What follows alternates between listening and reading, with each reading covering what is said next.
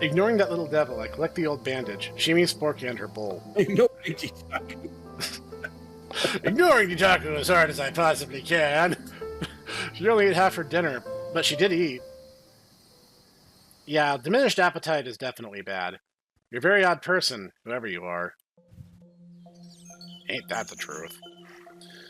I don't know what's gotten into me today, but I feel strangely energized. I was up early, even before Claudia.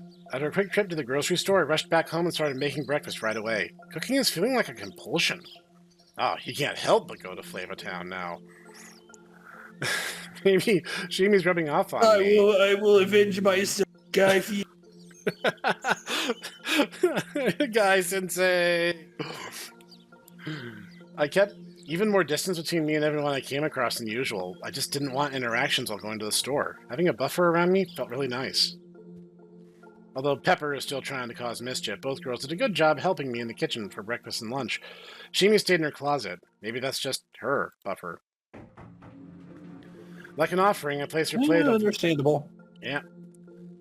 Like an offering, I placed her plate of lunch on the floor and carefully cracked the closet door. Not much, just enough that she'll be tempted to grab it. The dish is still warm and the aroma pleasant. Softly, I announce, "Hey, Shimi, I have some honey and orange glazed chicken for you." She'll eat it. Who doesn't like honey and orange glazed chicken? Like, that's a good choice. Claudia's in my room, putting my clean laundry into the dresser. She gives me a smile as we pass each other. I used to feel bad about her doing this for me, cleaning my room, collecting my laundry, and putting my clean clothes away.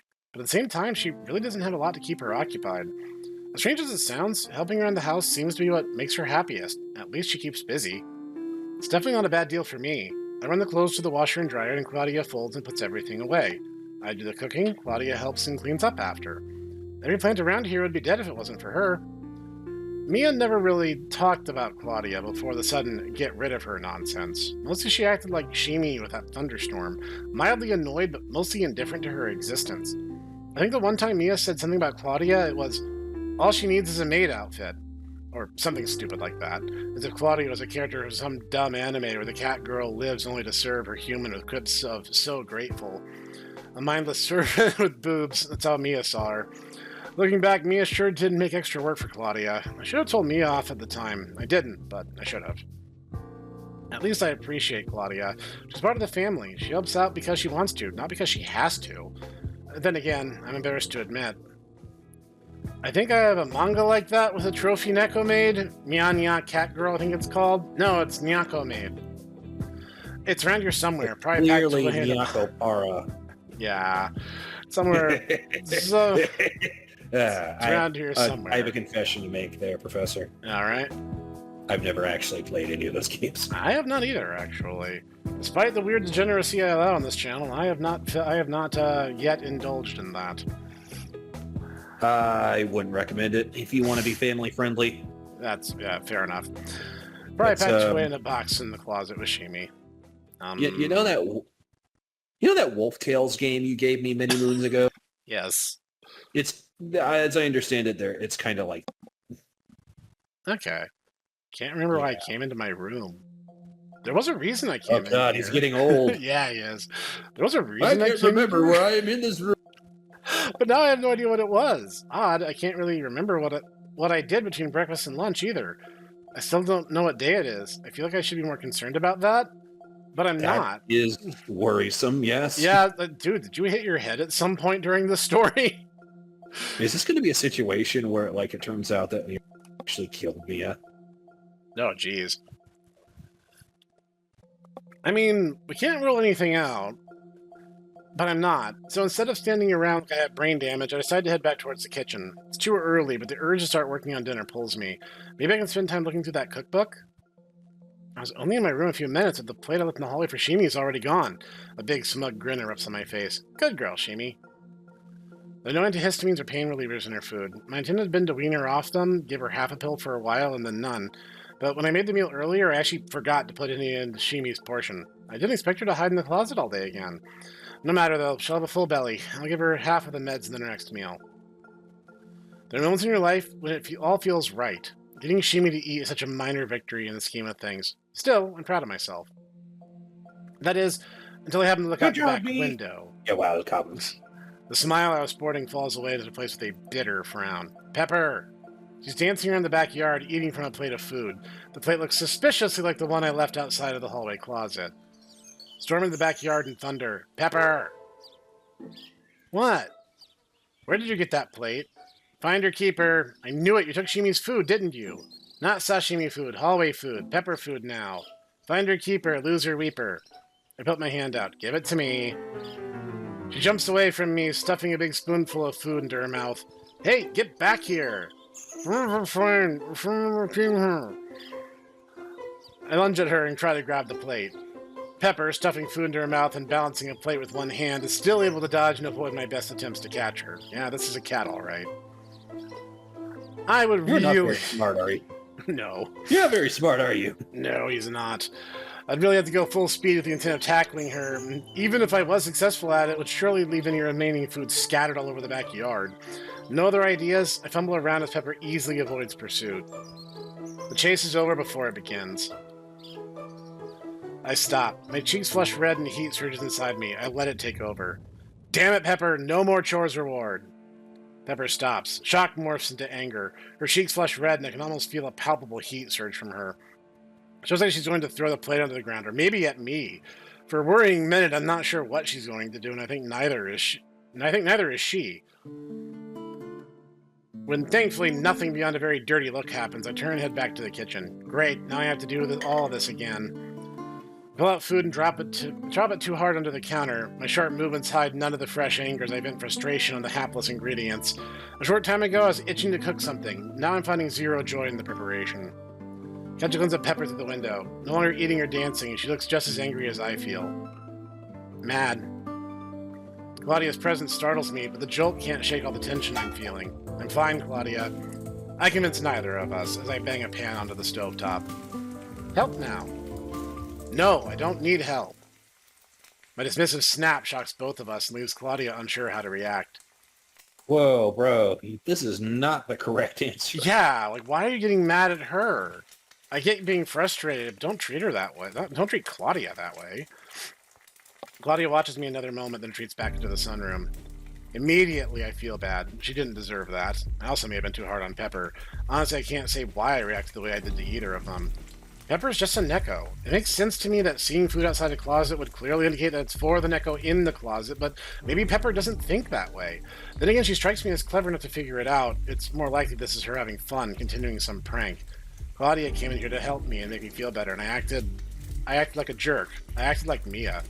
I'm suddenly some reverse King Midas. Everything I touch turns to crap. I run my hand over the back of my head and close my eyes. I pause to just breathe for a while, reset myself as the ingredients in the pan simmer. The pop and sizzle of cooking food reflects the turmoil in my belly. What's with these mood swings? I'm all over the place. Joy, anger, and now gloom. Am I worried about Shimi and it's spilling all over into everything else? I don't think so. I mean, I don't know if I should even be worried at all. She's a feral that I would keep trying to ascribe human traits to.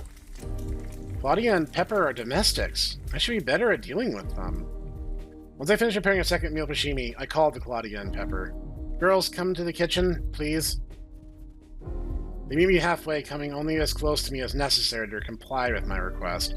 Claudia with a guarded expression, and Pepper angrily avoiding looking directly at me.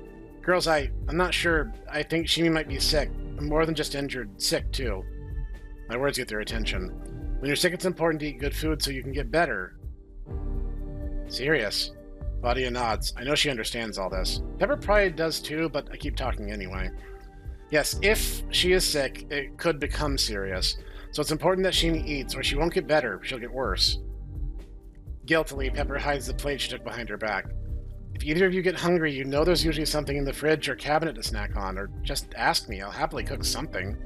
I take a deep breath. Now comes the hard part.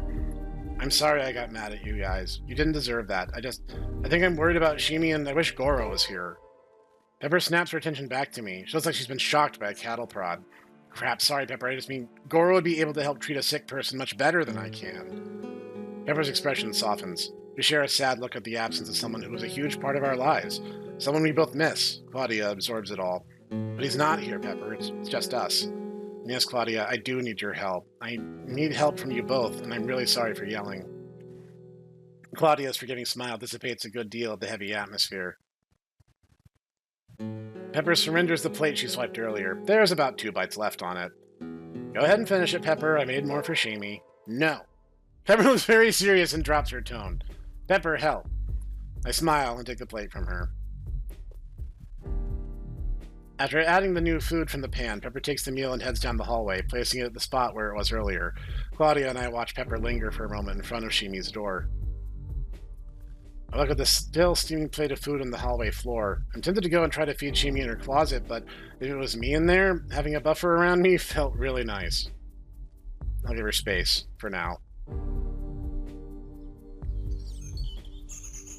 Part of me just wants to worry about her. I stifle it as best I can, remembering feral Nekos are not like people, or even like domesticated Nekos. Who knows what Shimi was eating when she lived on the street? Rats, most likely. Maybe on a rare occasion, some cat bread that a kind person left out. Because of the rats, they got rid of all the garbage cans, and the restaurants and grocery stores stopped giving away cat bread. So, just rats. Gross, right? How often was she eating? It's unlikely Shimi was getting 3 healthy, well-portioned meals every day, like Claudia and Pepper do. More likely Shimi got to eat 1 or 2 meals every few days, maybe less. Since being here, she's been eating better than ever before. At least 2 good meals a day. Maybe more if she's also been sneaking food. She's known to move around the house at night, collecting things for her stash. There's usually something in the fridge and plenty of dry goods in the cabinets. She might even have a hoard of food in her closet with her. That does sound like something a feral would do. This allows me to relax and mostly stop worrying. Speaking of her stash, I haven't checked on it since before the storm. It's funny, checking her stuff, I get the joy of finding a present, as I never know what I'll find. And there's also that feeling you get secretly reading someone's journal. This is her secret stash. When I look, I gain insight into a side of Shimi I'd never get to see otherwise. I excitedly pull back the curtain. Whoa. Last time I checked her hoard, it had a towel, a canvas shopping bag, and that stupid can of crushed tomatoes. She's added 2 things I was not prepared to find. First is a knife. It's a carving knife, the blue resin handle from the kitchen, long, heavy, and sharp. Seeing it evokes the feeling of her nails biting into my flesh. Wild cat. I'm momentarily overcome by a very real sense of dread at how dangerous she really is. Shimi's sneaking around the house at night carrying this knife while we're all asleep. Actually, a knife makes sense. What better tool for killing and skinning rats? It's natural that Shimi would want a knife, like Pepper with the hammer. Pepper doesn't sneak around the house in the dark with her hammer. I need to stop thinking like this. If Shimi wanted to hurt me, she wouldn't need a knife. I might be rationalizing, because I want to focus on the other thing she's added to her hoard. The other item which grabs my full attention, sitting atop the can of crushed tomatoes. She has one of my old pictures. I'm holding the knife with one hand and the photo with the other, but my attention's only on the photo. She must have pulled it out of one of the boxes in her closet. Aww. A box of stuff I never took when I moved out. A box I never unpacked, and Mia and I moved back in. Can't even remember when this came from. School? A passport? I'm smiling, both in the photo and now holding it. And I'm sure I'm reading way too much into the meaning of this, but still. No, I don't think you are. No, I think you're reading into it precisely the amount you're supposed to be. I'm something she values enough to keep in her stash. Smiling, I put the photo back into the stash. The knife and the can of crushed tomatoes go into the kitchen. Part of me just wants to worry about her.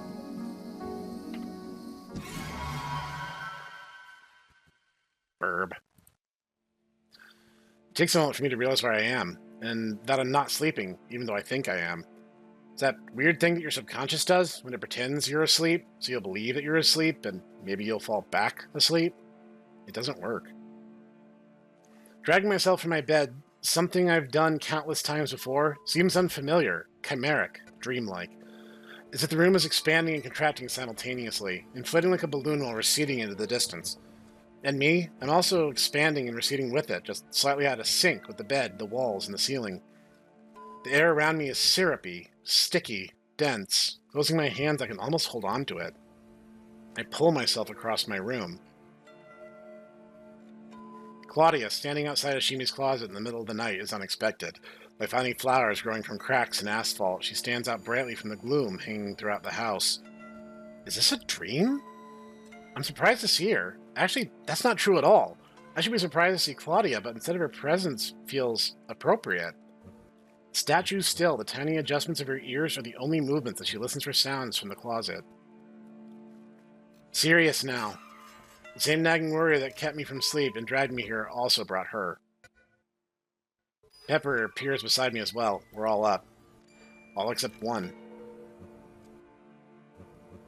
Schrodinger's Neko.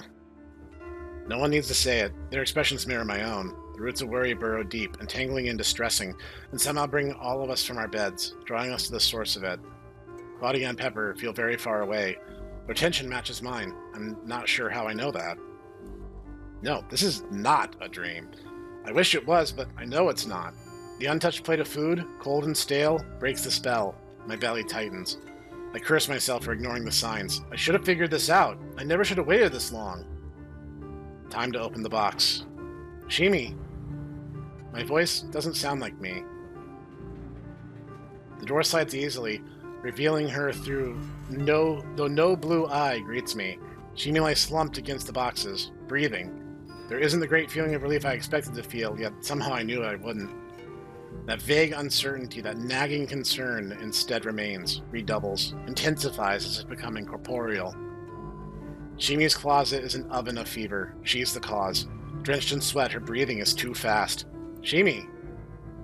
There's something else. Something hazardous, like a dark flavor. No, a thick color. I'm not making any sense. I can only describe it as another presence here with Shimi. One that has no awareness or physical form. A foe I cannot fight that tugs at her, pulling at a part of Shimi. Something trying to take her away. Bro, you're not gonna fight Nurgle. You can't win. I'm gonna fight Nurgle. I'm gonna punch him. I'm gonna punch him in his stupid face. Okay, I mean, you can try. Probably won't end well for you, though, if we're being honest. These irrational thoughts make my actions feel sloppy and unconvincing, like I'm moving through thick mud. Forcing them away and throwing myself forward, I reach towards Shimi. Hey. My fingers touch her shoulder. She responds to my contact. Raising her head slightly, she briefly shudders and slumps again. Shimi! My hand follows my fingers to her shoulder. Giving her a small shake causes her eyelids to crack open. I brush her hair away, revealing her face. Shimi's half-closed eye doesn't register me. Her eye gazes through me, momentarily focuses on me, then glazes beyond into fog again. I shift, trying to get closer in the tiny space taken up by jackets and boxes and blankets and pillows and Shimi. The closet walls and ceiling tighten around me, squeezing like a fist as I pull her closer. It's damned hot in here. Like a furnace, Shimi's heat presses out against the shadows that seem endless and cold. The dim sliver of light spilling into this place feels like a lifeline. I can't leave you here. When I lift Shimi from the corner of the closet, she lets out a dazed moan. Her hand clumsily snatches a fistful of my shirt. It's sudden, even in her weakened state. My alarm nearly causes me to drop her, but her token resistance quickly melts away. She continues to glare at me, gripping my shirt. They're still fighting her. Good. Hold on to me. I need to get her out of here. Without room to maneuver, my efforts to be careful of her injury slow my progress to a crawl. She shivers again. I feel her heart pound as I cradle her against me. She's like an engine that's been running too fast and too hot for too long. My shirt is instantly soaked from the sweat pouring off of her. Outside the closet's grip, the air in the hallway is frigid. Shimi arches. I hold her tight. Claudia is in my bedroom waiting for us. Pepper follows, watching all of it from a distance. I lay Shimi onto my bed. Claudia covers her with the blanket. The shadows remain where they are, for now. Shimi shivers again, grimaces and lets out a pained groan. It'll be okay. Reaching into my bedside table for my phone, I reflexively start to call. But I can't. Goro's not there anymore. I'm not sure what I felt last night, but something drew us, all of us, to Shimi. I don't know. It could have just been a noise. Claudia or Pepper or Shimi made a noise, and that's why I got up. But I know that's not it. There was no noise.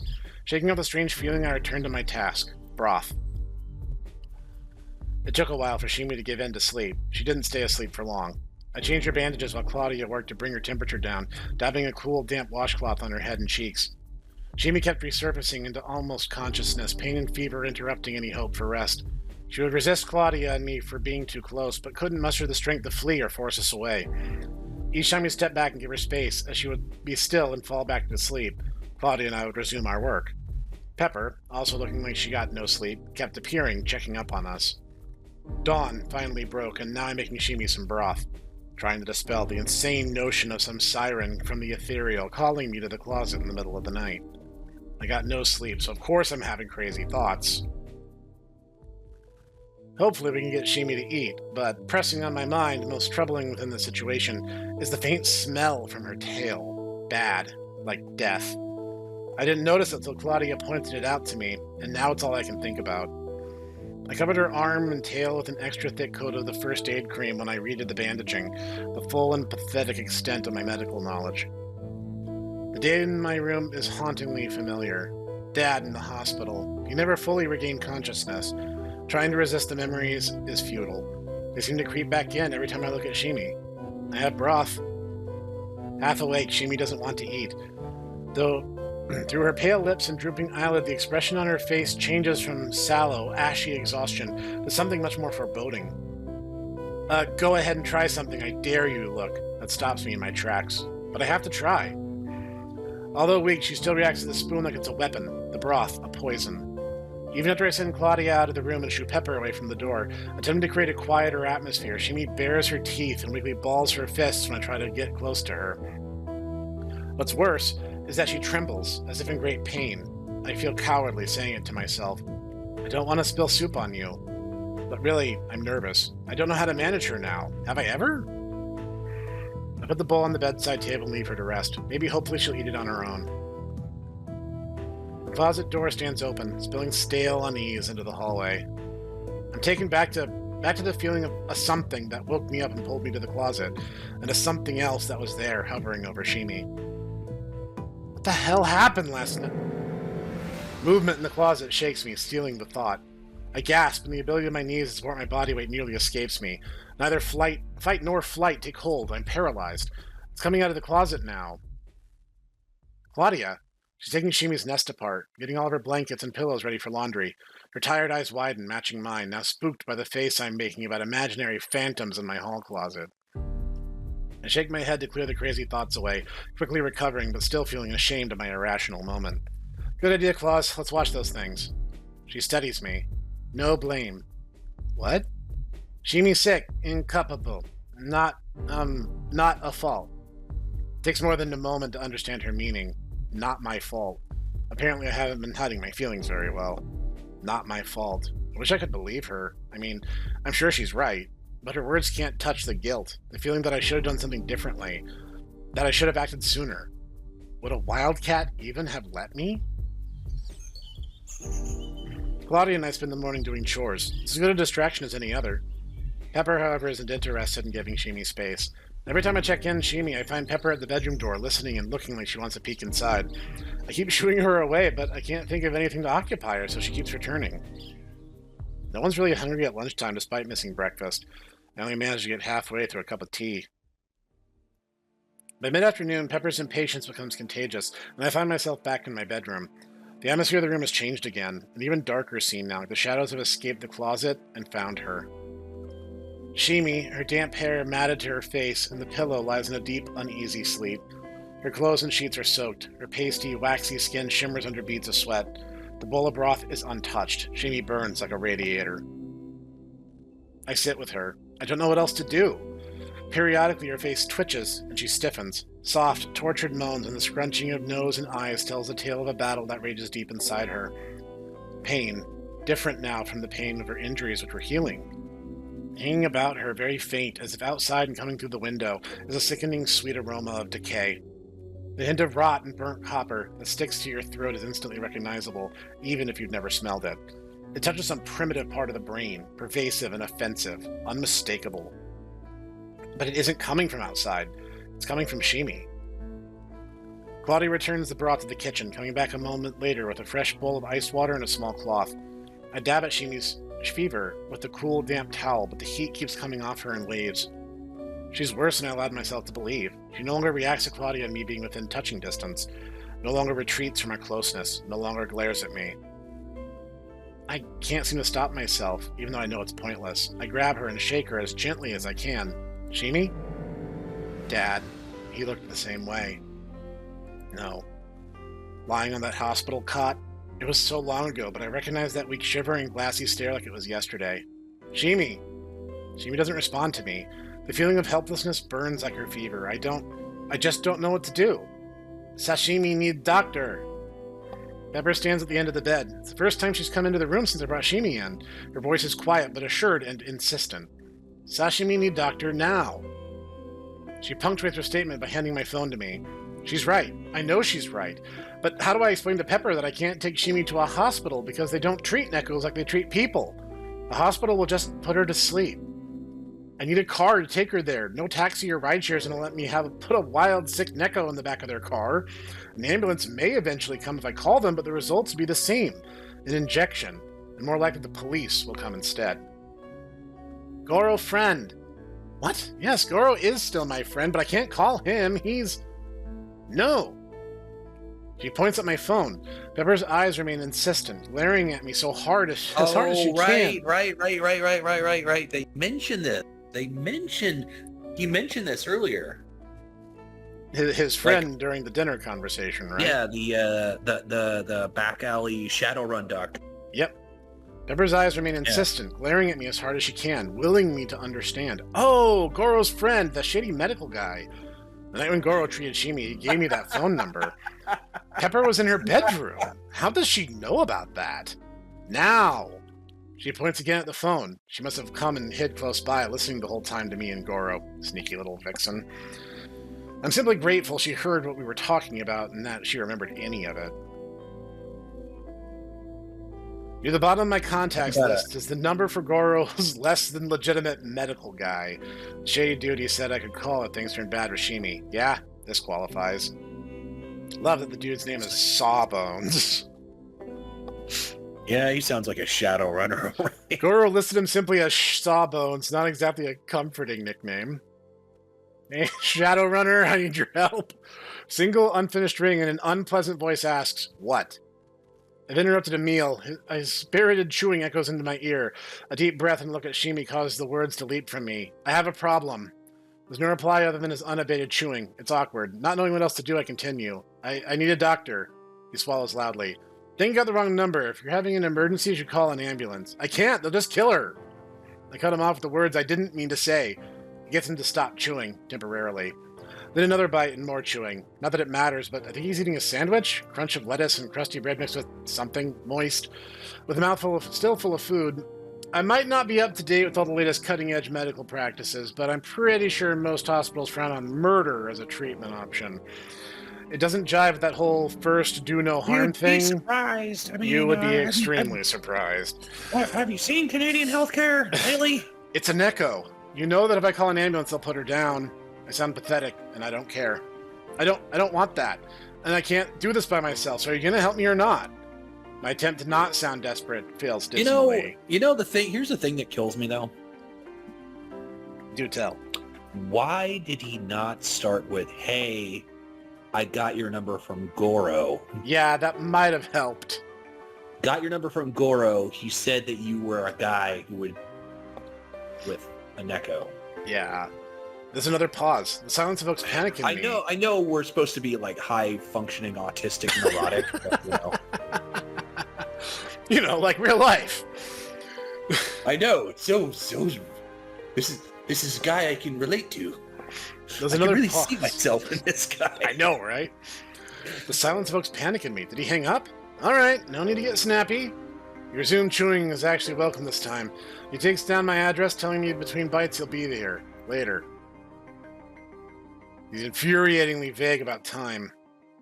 He's a Shadowrunner, dude. He can't just tell you. He might have his SIM tapped. Well, on top of that, you know, you don't know if he has to like go to a shop and be like, "You got to do it. I'm doing another run.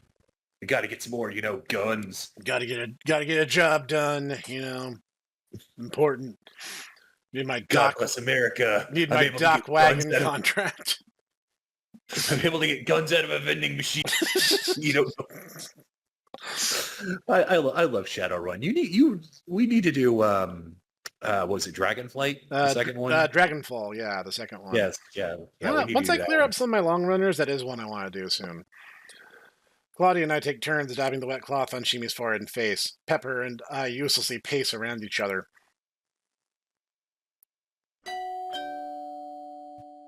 Oh, look way more like you could pass for being reputable than I expected, given that you're a contact from Goro. You know, I don't know about this. He is probably going to be an amoral psycho. Probably. Sawbones carries a medical bag and a practiced half smile. Both the bag and smile are different from the ones Goro carried. He wears a lab coat over the type of one piece that most doctors, nurses, and medical people wear when doing medicine outside of a hospital. The boots are an odd touch. I appreciate you coming.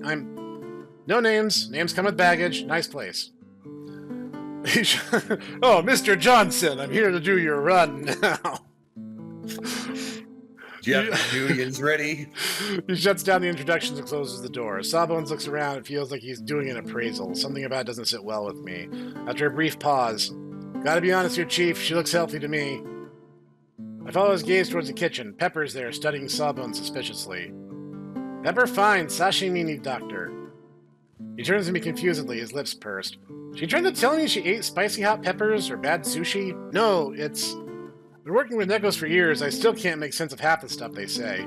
Wait, it's not her, it's a different Neko. Sawbones' eyebrows attempt to leap into his hairline. 2 Nekos? I've never met anyone that had 2 Nekos. Good for you. You officially become the most interesting person I met all week, and that should be an insult to both of us. Pats me on the shoulder and grins. I feel like crying. Part of me wants to yell to berate him. I called him here for help, and he's making bad jokes. I like this guy already. Because he's you as a cracked medical doctor? I'm an unlicensed medical professional. What are you talking? Pepper leaps forward. I'm actually an unlicensed medical professional. Oh, yes, of course. You're, the lymphedema specialist, I think you said? I am a back alley lymphedema specialist, yes. Back alley lymphedema. I think you have a new Discord title now. Pepper leaps forward, snatching Sawbones by the arm. Sashimi this way, let's go! Drags him down the hall to my room. I rush to keep up with them. Pepper stays out of the room, peering in from the doorway. Sawbones takes in the scene. Shimi in the bed, with Claudia next to her, holding Shimi's hand. He wears a very dark expression as he studies Shimi, as if he's seen this before and doesn't like it. Then Sawbones smirks that his gaze moves from each of us in turn, ending on me. 3 Nekos, trying to start a band? Never mind, don't want to know. I'm not here to judge. He sounds amused, clearly judging. Claudia looks worried, Pepper looks irritated, and Shimi looks terrible. I bite hard on the inside of my cheek in an attempt to keep myself calm. Guessing my patient's the pale one sweating through the sheets. I nod. And the big protective-looking one. Come here, Claudia. Let's get the doctor room, okay? Claudia rises from the bed and stands with me. Sawbones moves to examine Shimi. Savage. Yeah, careful. She's wild. Best ones always are. No, I mean, she's fair. This is Ditaku. What the crap? He stops abruptly. A feral? She got hit by a car, so we... A feral? 3 Nekos, 1 in your bed is a feral? Change my mind. I do want the details. His grin says, this is going to make a great story when I tell it later. I explain about Shimi being in my bushes and her injuries and bringing her inside. I talk about the feeding and wound care and the antihistamines. I tell him about the trust we built, then how she stopped coming out to eat. The whole story pours out of me with not enough punctuation and too much desperation. Sawbones just takes it all in. When I'm finally out of words and breath, he puts his bag down. Here's the deal. I don't do ferals. Nobody does. You have to find a complete lunatic for that. He stares hard at me. I open my mouth to beg him to reconsider, but he cuts me off. Since we don't have one of those here with a medical degree, I might as well take a look. He asks me, let's give her any antihistamines, then kicks us out. I need you and the other 2/3 of your Neko collection to go wait in your living room, or somewhere that's not here. And be quiet. The last thing I need is a feral getting spooked and messing up my rugged good looks. Part of me doesn't trust this guy. I just don't have any other choice. I usher Pepper and Claudia out of the room, but linger a moment longer. Ignoring Sawbones. Seriously, this really, really makes me want to wonder what is the impetus for, the hesitancy for, treating Nekos like this? I don't know. I mean, presumably because of their scaled size makes them, like, physically stronger. But, I mean, that's kind of a stab in the dark at this point. Ignoring Sawbones, my eyes don't want to leave Shimi. I feel like I'm never going to see her again. Hey, the stone is soft, nurturing. Go on, let me do my thing. I busy myself making tea and milk tea, anything to distract me from the quiet panic that's chewing on my belly from the inside. Claudia silently helps while Pepper paces back and forth, pausing each time to look down the hallway. I know, I'm worried too. We settle down the best we can, and wait.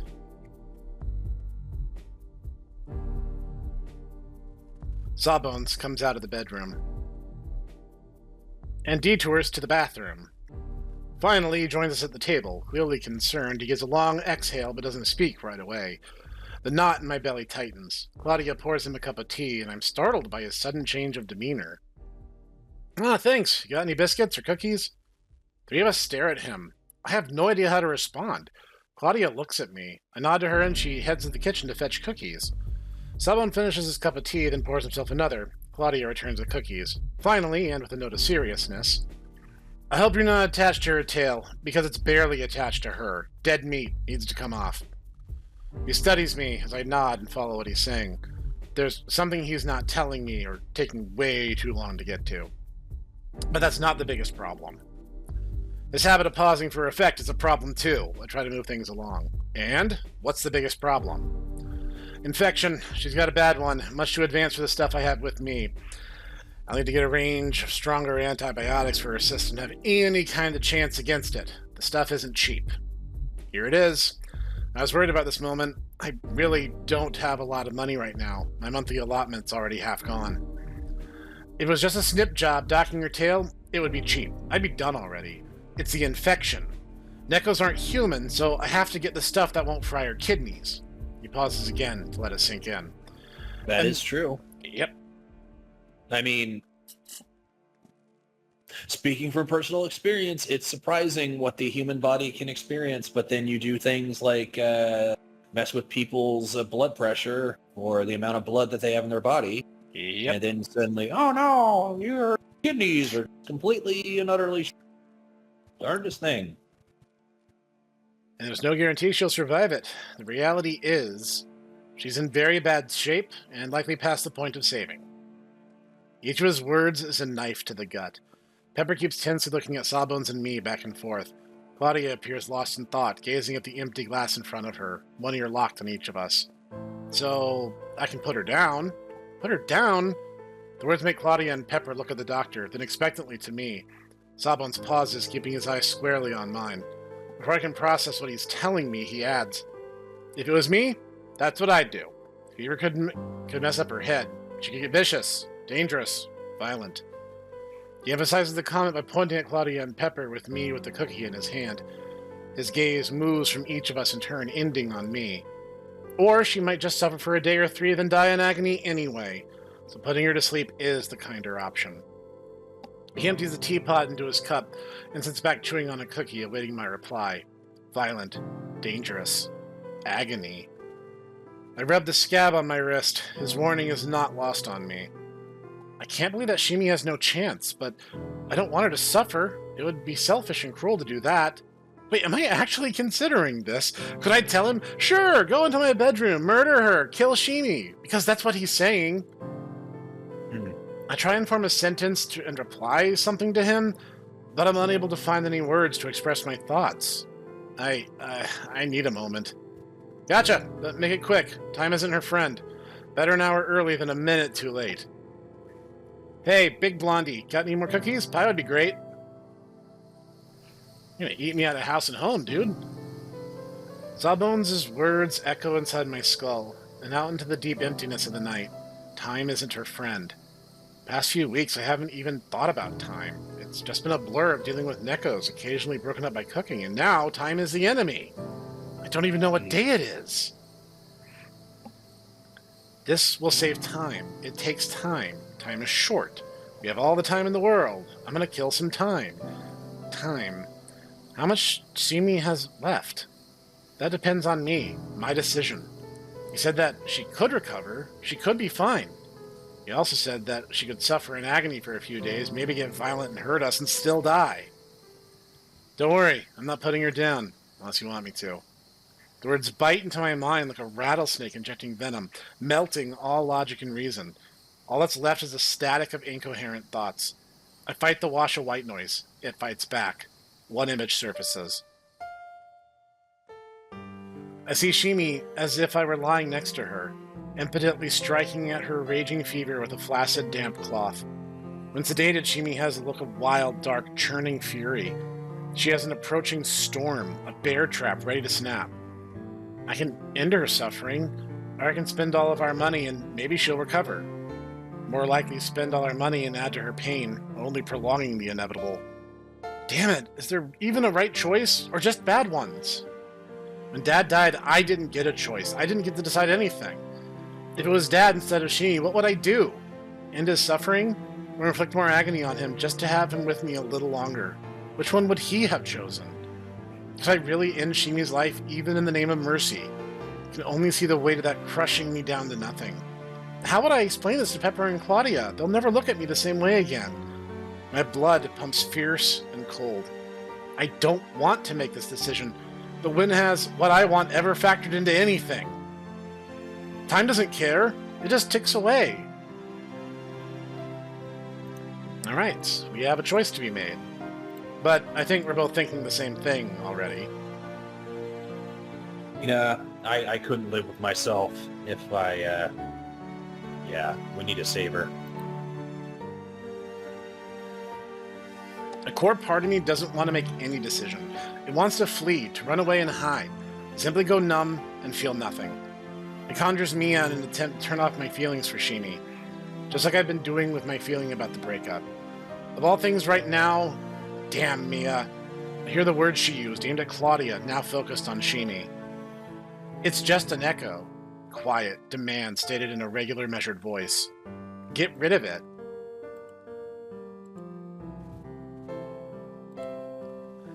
You in this world that takes and takes, you can both go to hell. Dad, I wasn't given a choice then, but I have one. Not fighting for Shimi would be shutting my eyes again. I refuse to box up my feelings or close myself off and hide anymore. I won't lose her, not like I lost you, Dad. Not without a fight. I stride inside, coolly meeting Sawbone's waiting stare and doing my best to calm my racing heartbeat. I heard that murder isn't an approved treatment. It doesn't jive with first do no harm. Hey, it's your money. As long as you understand up front what's likely to happen, I'm game. I like a challenge. He pauses again. You do understand it will get ugly and she probably won't make it. Shimi's feral. She's cheated death who knows how many times already. Now she's my responsibility. She trusts me. How much? And you know what? She, thinks so highly of us. She said that she was home and she had us in her collection. Yep. We owe it to her. We have to at least try. Yes. He tells me how much and seems to anticipate my reaction before I'm able to hide it. It's way more than I have. My mind is already racing, trying to think of a way I can quickly get cash. There's no one I can borrow from. Maybe I can sell my TV and some other things. I'm sure I can come up with... He slowly shakes his head. You understand I don't operate on credit, pun intended. I can get the money, just give me a few days. Your cat doesn't have a few days. I try to come up with some argument, but I can't find any words. I just don't have that much money. Sawbones pauses for a long time before finally looking around. Tell you what, I'm a reasonably nice guy. You must have something around here that would cover the cost. There is one thing. Wait here. I move down the hallway, the distance seeming to slightly and impossibly stretch and lengthen as I get closer to Shimi and her sickness. The air feels thicker. A trick of my eye. It's all in my head. The only light in the room is the lamp next to the bed. It's eerily quiet. Shimi is completely still. I stare at her for a long time, before I'm able to notice any sign that she's still breathing. Opening my top dresser drawer, the only one that doesn't have clothes in it, I pull out the box where I keep the monthly allotment of cash I got to cover all our expenses. I already know it won't be enough. I hesitate a long time before I reaching in and taking out the only other thing that's in the box. It's heavy, solid, the only real thing of value I own. Dad's watch. Mom gave it to me after he died. It's all I have left of him. I carry the cash and the watch over to my bed and sit next to Shimi. Her fevered sweat has saturated the sheets and pillow. Her skin is absent of all but the tiniest blush of color. She is the most fragile looking I've seen her yet. Part of me has no idea why I'm considering doing this. Mom knew I was even thinking of trading Dad's watch to trade a feral Neko, she would disown me. I hold the watch tightly. The heavy, cold metal, the silence of the room, and the crypt-like lighting all seem to foretell a bad end to Shimi's story. I mean, the way I see the situation, it's material goods. Material goods can be replaced. The watch can be hunted down again if it means that much to you. By all means, Godspeed. But you get one life in this world. And you really will have times where you're going to have to ask yourself, is it worth it to hold on to a material possession, no matter its sentimentality, in the name of someone else? Yeah. The way I see it is that if you don't do this now, you're going to think for the rest of your life, what if? Because if you don't, she's gonna die.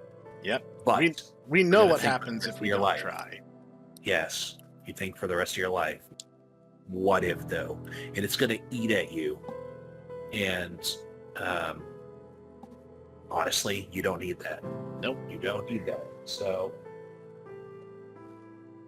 the devil picks this moment to lay it into me. She's just a feral.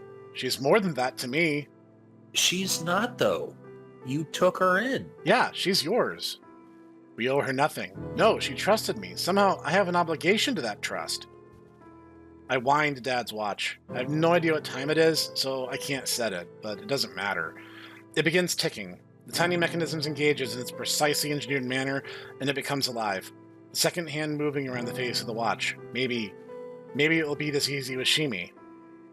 It won't. I put the watch and cash down, and take her hand in both of mine. Her skin is clammy and damp. Once again, I'm a child. I'm in the hospital. Mom is crying. Dad is lying on the stretcher. I'm holding his hand that seems to be losing all of its warmth. As each second on his watch ticks, he feels colder and colder. She'll likely die anyway, and she will definitely die if I don't do this. I just can't quit on her. Not while a single option still exists to make her better, no matter how thin those odds are. I won't let you go. I wipe away a tear as the word dies in my throat. Gonna make you better. Is that what I was about to say? Yes, or maybe. I'm gonna do everything I can to make you better. Please hold on. We leave Sawbones with Shimi. He was quite impressed with the watch, quickly pocketing it with all my cash. It's a good thing we have enough food in the house to get us through until next month's disbursement comes in. Unfortunately, I'm going to be late paying some bills, which will mean having to pay late fees. It's going to be some time before I catch up again. Maybe I can sell some of my old manga and comic books if things get too tight. We're going to have some very basic meals for a while, but I think we'll be okay. I sent Pepper and Claudia to bed. Neither wanted to go, but they need the rest. For me, I foresee another night without much sleep. As I wait, two concerns battle for attention in my head. How Sawbones and Shimi are doing, and what will happen if Mom ever finds out what happened to Dad's watch. When he calls me in, I hesitate for a moment to clear my thoughts, so I can absorb what he tells me. The easy part is done. A lot of her tale was necrotic, so there's not much left. I'm gonna clean up and head out. I'll be back tomorrow for the hard part, addressing the infection. Another signature pause.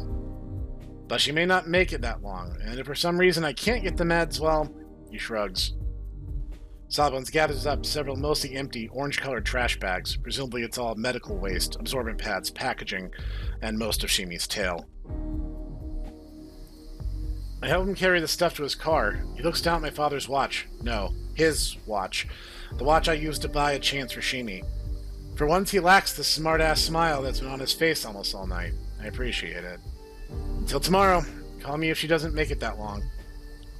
And he's gone. My room smells of disinfectant. Shimi's on her side, unconscious. She lies atop several large, clean, absorbent pads. A tube from her left arm leads to a bag of clear fluid that hangs from a bedside lamp. Shimi's tail, what's left of it, protrudes from under the sheet. The small stub abruptly ends in a roundish ball of medical gauze and tape. As I collapse into my chair, tension again fills my belly. I bet money I don't have. I don't have that. There's no way. I bet money I don't have that there's no way I'll be able to sleep tonight. Yet sleep does come, and the dreams it brings are strange and unhelpful. Is it going to be a bird staring at me again? How did it get so late so soon? It's it's night before it's afternoon. December is here before it's June. My goodness, how the time has flown. How did it get so late so soon?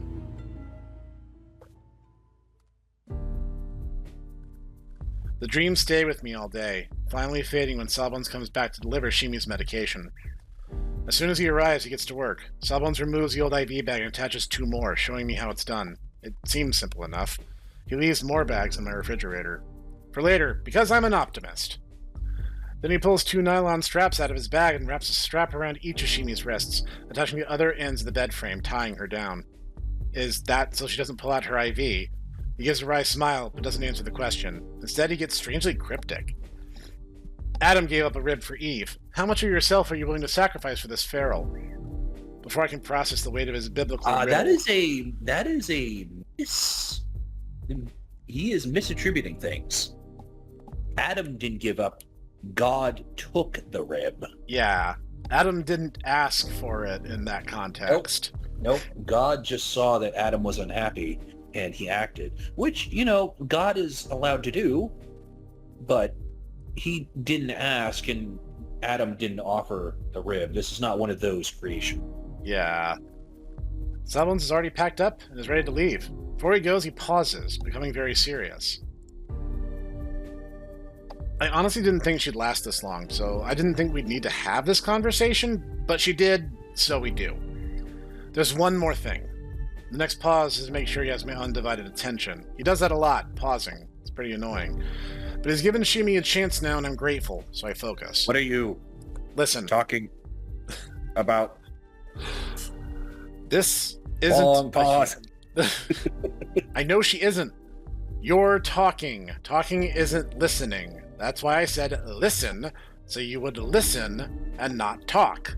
Oh man, he's talking to me. Literally me, FR. I close my mouth, and he continues. Neko's, well, it doesn't happen every time. But there's a real possibility that acute dissociative delirium could be an issue. He pauses again as I blink at him. It's clear to both of us that I have no idea what he's trying to tell me. Bouts of delirium, catatonic excitement, panic states, rage reactions. His clinical seriousness is sobering. One word stands out. Rage. If that happens, she will see everything around her as a threat. Even sedated, she may become violent. As though stuck in a nightmare that nothing can wake her from, she will mistake everything around her as the thing that is causing her pain. That includes your harem of Nekos, and you. The news footage of the 2 dead ferals plays in my head. I can feel Shimi's sharp nails on my wrist again. He pulls something out of his pocket and hands it to me, a capped syringe. What's this? It's mercy. Stick her anywhere with this, and she'll quietly go to sleep. I take the syringe, but he doesn't let go of my hand right away. He makes sure I'm still paying full attention, and in this moment I am. Ethically, this syringe is the only treatment I should have administered at all. I should have put her to sleep last night. See, there's a reason why we euthanize sick and injured Nekos, especially ferals. What you're doing, at best, it's crazy. Most people would consider it... that word I can't say. Thanks, Google. Moving to Brazil, Nicole. Yes. It's not worth learning Portuguese over. Brazilicidal. He lets the word sink in. But I'm not here to judge. He slaps me on the shoulder, wishes me luck, packs up his bag, and leaves. And with that, the last medical expert I know walks out of my life. My eyes drift over Shimi, lingering on the nylon straps, tethering her unconscious body to the bed. Violent. crazy rage. Here's the thing. I get what they're trying to do, but the average house cat is not one that is prone to violent bouts of rage. They're talking about a badger or Wolverine or, like a feral, like a pig. Yes, I could understand that. House cats are actually really chill. Yep. So we'll see about that, I guess. The syringe in my hand starts to feel heavy. Place it in the drawer next to the bed. As the day crawls on, we attend to Shimi. The uncertainty of it all is daunting, difficult to bear. Still, there is hope. Chemicals and hope. The chemicals, sterile solutions in their convenient packaging, antibiotics, sedatives, nutrients, electrolytes, cocktails of chemicals, measured recipes made to help Shimi fight her infection, to help Shimi rest, to keep her hydrated, to keep her alive. And then, I got a feeling that this cat has a few lives left. I hear Goro's words in my head. His voice chases away all the others. Hope. A force from somewhere less material than the bags of chemicals, greater than any industry could manufacture. Hope seems to buoy me above the worry and concern. They're still there, and still very real, but despite Sawbone's warnings and Shimi's straps, hope carries me above them. 2 bags hang from the lamp, a small one and a big one. Tubes from each bag trail to a connector, blending the fluids into a single line that slowly feeds into Shimi through a needle in her arm. Her arm that's strapped to the bed frame to keep her from tearing out the needle, and for other reasons. The bags are numbered and dated in black marker, with small bag in the morning written on each small bag, and big bag in the evening written on each big one. I feel insulted when I saw that he had numbered and written that on every bag, as if I was an imbecile or a small child who couldn't grasp basic instruction. But now, watching the almost imperceptibly slow drip of the liquid from the bag into the attached cup, and from the cup into the attached tube, and from the tube into Shimi, it could so easily be overwhelming. I'm completely lacking the emotional skills to even begin to deal with something like this. There's a part of me that can't help but see this as history repeating itself, that once again it will all come apart. That a part of my life that I'm way too fond of will be ripped away. That I'll lose Shimi like I lost Dad. But there's hope, and hope keeps the crushing doubt at bay. I can't explain the unnatural attachment that I have to Shimi, and as ridiculous as comparing her to my father is, or how it should feel ridiculous, but somehow... I hear Pepper at the doorway, interrupting my musings. She went to get a fresh towel and a bowl of ice water. She still refuses to enter the room. I can't blame her. I feel like a stranger here too. Claudia takes the bowl and towel from Pepper. Pepper remains hovering in the doorway. Shimi stays strapped to the bed. Claudia soaks and wrings out the towel and dabs Shimi's head, face, neck, and arms. She keeps looking over at me, checking on me, gauging how I'm doing. I want to put on a brave face for her, but it's hard to focus. The lack of sleep is wearing on me, on all of us. Ignoring the nagging doubts and creeping concerns, I keep doing the only thing I can. Sitting on the edge of the bed, gently petting Shimi's warm ear and quietly croaking at her like I've been doing all day. My voice is rough and starting to go hoarse from talking so much. I was telling Shimi about Goro. I wish he was here. Oh, sorry. I was just... Ever since the Hope thing, I had been thinking of this. This reminds me of something, and I found it actually. What's that? It's an edit of a Mickey Mouse Donald Duck comic. I think I know the one, but go ahead. Everything we know and love is reducible to absurd active chemical, and therefore has no intrinsic value in this material universe. Ha! Hypocrite that you are, for you trust the chemicals in your brain. All knowledge is ultimately based on that which cannot prove. Will we fight, or will you perish like a dog? And so, honestly, that's what I'm like. That's what I feel right now. And honestly, this is kind of my disgust at material rationalism. To a certain extent, it's difficult to explain to something that cannot be, observably quantified. But no. Honestly, it's one of those things of, are you going to fight? Are you going to, be on your feet? Or are you just going to, roll over and die? Yep. And that's where we are. I wish you Sorry, I didn't mean to interrupt you. No, you're quite all right. A little levity here and there is not a bad thing. I wish he was here. He's a pain in the ass, but great to have around when there's a problem. Well, one he didn't create, anyway. Goro didn't have concerns, or if he did, I'd say he was most concerned about missing an opportunity to say outrageous things at inappropriate times. That is, in my experience, those who make light of things, who are jokesters, honestly have the heaviest hearts of all. That is very true. Because if you don't laugh, if you don't crack wise, you're going to cry. Yeah. I hate to say it.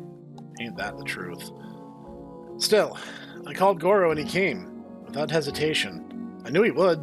Maybe that's what I missed the most. In the middle of the night, he drives here. Goro, my safety net, always a phone call away. If I asked, he would drop what he was doing and come help me, no matter how trivial or crazy, even patching up a feral Neko. Despite my friend's absence, he still makes me smile. I look over at Pepper, framed in the doorway. She has really been uncharacteristically helpful. Every time I see her now, I think of Goro. He's a jackass, there's no denying that, but his jokes and antics were never mean. He caused reactions, but only made people's lives a bit more interesting. Like the time he went to the public library and put a sign on the copier that said voice activated, and people were yelling, "Make 5 copies at the poor machine." That's something you would do. You know what? If it was a job I didn't like, that would be like the thing I would do on the last day. He's hard to stay mad at. Even dumping Pepper on me, he was right. I do have the room. And the way she's been helping, I'm really glad she's here. Why the hell did Goro have to join the army? Trying to shake the dark clouds in my head, I touch the strap on Shimi's arm. It doesn't help. Why did you get hit by a car? Maybe there is no answer. Maybe sometimes things just happen. I watch Shimi breathe, counting on the long pauses between each deep inhale and quick exhale. Long pause, deep inhale, quick exhale. Sometimes her eyes and ears twitch slightly, like she's deep in a dream, lost and trying to find her way out, trying to find a way to the surface. I feel like I can feel it. And now I'm back to thinking about it. I don't understand this, but a part of me is connected to a part of her. Pheromones, maybe? Whatever it is, I know one thing. What happens to her is going to have lasting effects on me. It's evening. The long shadow signaled time to change the big bag, which Pepper fetches from the refrigerator. And like Sawbones showed me, I do. 2 bags. Everything for Shimi is in 2 bags. Chemicals and hope. Looking out the window, the birds are singing. The sun is starting to set. Claudia and Pepper really look tired. Shimi. If she's calm, maybe we'll get some rest tonight. If not, it'll be another long night. You know pretty soon, a few days at most. Come on, Shimi, you can do it. I'm here with you. But she'll have none of it. Shimi stirs, rolling her head from side to side, telling me that she will not be still tonight. She smells of sweat and chemicals and musk. The whole room does. And that surreal strangeness, heavy and thick, fills the entire house. I'm in the kitchen, but I don't remember why I came here. It takes a minute to retrace my steps. It was a long night. Shimi wasn't still, but she didn't wake up either. Her fever keeps spiking, causing her to toss and turn. She'd yank her arm, stretching thin nylon straps to secure her to the bed. Each time the straps would make a low, wafting twang sound, like a stand-up bass that was strung with a power line. All right, IV bag. It's morning. Pepper and I came to get the small bag. Reading why I'm here wouldn't be so bad if it wasn't already holding the bag in my hand. Seeing Sawbones' handwriting, the black marker where he labeled and numbered each one helps me focus. Sashimi die? I'm unprepared for Pepper's question, and more unprepared for the subject. She's asking if Shimi is going to die. The hope that's been keeping my spirits afloat is still with me. But the truth is, even with Sawbones repeating it as likely, even with all we've gone through to get this far, I don't have an answer to that question. Pepper's point-blank demand to know gives the question a weight that's too heavy to ignore. I know she's not looking for flowery language of hope. She just wants to know the truth. That requires me to be honest with myself. I think back to Sawbones and his long pauses and handing me the syringe. This isn't the best way to do this. It will work or it won't. Definitely one or the other. Will Shimi die? I don't know, Pepper. I really hope not. Pepper holds my eyes for a moment. We both contemplate my answer. Neither of us is very satisfied by it. She heads back towards the bedroom, and I feel very alone. All I can do is try and stay on task, give Shimi the medicine, and hold on to the hope. A scream. A crash of breaking furniture. Before I can think, I've already dropped the IV bag on the counter and I'm sprinting to the bedroom. Pepper blocks the doorway, stopping me. I can see over into the room. What I see, I let her stop me. The scream is Shimi's. She looks wild, terrified, crazed. The bed sheets are in shambles, kicked away and torn. The headboard, wall, and picture above the bed are wrecked by gouges from her nails. The damage caused by the thin figure strapped to the bed seems unbelievable. Then I understand. Fear shears away all thought. One of Shimi's arms is still strapped to the bed frame, but the other, she snapped one of the straps. The frayed webbing at the end of her arm floats like a fine gossamer, unraveled, not unlike a torn funeral veil. Her closed eyes, absent expression, and soft pain mewings echo throughout the room. I find myself trembling. Claudius to my left, crouched and fully on guard, putting the distance of the room between her and the frightened creature on the bed. Shimi seems oblivious to the strap that still holds one wrist, and by extension the rest of her, to the bed. She absently tugs against it as if unsure where her arm ends and the strap her bed began. The line of her IV jump rope with each tug. The needles in her arm is still there, but the tape and bandage holding it are blushed red.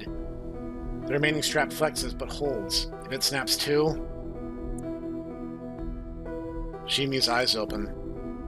I really don't want to go in there. Pepper clearly doesn't want me to either, but I have to. Swallowing hard, I do my best to keep a calm voice and sound like I'm still in control. It's okay. Let me go in. Crazy! Pepper's expression mirrors Claudia's. I'm not sure if Claudia's saying I'm crazy for wanting to go in, or that Shimi is crazy and that I shouldn't go in. Either. Both. She is crazed and I am crazy. I should not go in. Reluctantly, Pepper lets me pass. Shimi's hazy eye quickly darts away from me, leaping around to briefly fix on different objects in the room, then back to me. She nervously scans the surrounding, recognizing none of it. Crazy. Slow and heavy, each of her labored breaths seems to suck hope from the room. I'm helpless to do anything but watch. It's okay, Shimi. Shimi explodes with sudden energy, trying to flee. She aims her panic right towards me, throwing herself forward hard against the strap, causing the bed to jump away from the wall and the strap to twang. She's jerked back with enough force to yank her arm out of the socket, but she seems unfazed and repeats the violent act. The flailing IV lines twist the bags hanging from the lamp, causing the hooks and holding them in the place to release, and all of it tumbles to the floor. Shimi turns violently towards the sound, and tendons in her neck stark, strained. The burst from her causes me to step reflexively backwards, tripping myself and falling into my chair. Claudia protectively steps closer to me. Pepper holds on to the door jamb. Both their nervousness and alarm at the sudden turn are overshadowed by the energy and painting of the confused creature leashed to the bed. I have no idea how the remaining strap doesn't snap, or how the part of the bed frame it's tied to stays together. Is Shimi were to get loose? Shimi fights the strap that still holds her to the bed.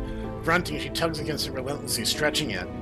The air resounds with guillotine snaps, making a low twang with each tug, underscoring the scene with strange dramatic chords. Shimi twists, her free hand reaches out, slashing at something only she can see. Finding no purchase, she lets out a sound that I can only vaguely describe as a scream. It's a guttural, savage, inhuman sound that resounds through my bones, causing me to press even deeper into the chair. I'm unable to move, unable to catch my breath, unable to help her. Then, her eyes seem to widen, locking on me, and for a moment she recognizes me. This is a change. Shimi is back. Her expression, desperate, terrified, begging. I reach towards her. Her neck strains as utter confusion steals the moment from us. All recognition leaves her. Shimi twists under her side, trembling. Shimi's entire being jerks savagely. Her hands ball into twisted fists. She trembles, but it's not like before. Her movements are now strained and unfocused. Violent twists and jerks. Every muscle shakes and writhes, contracting and spasming. Shimi makes a long, gurgling noise from deep in her throat, and her eye fills with an empty nothing. Seizure! The air in the room is gooey and hard to breathe. There's a sound. It takes a moment for me to realize it's coming from me. Shimi! Slouched, Shimi suddenly arches. Her shivering chest rises high into the air, rigid. Her pain and terror somehow have enveloped me, encompassed me. The muscles of my stomach tighten violently, bending me to the floor.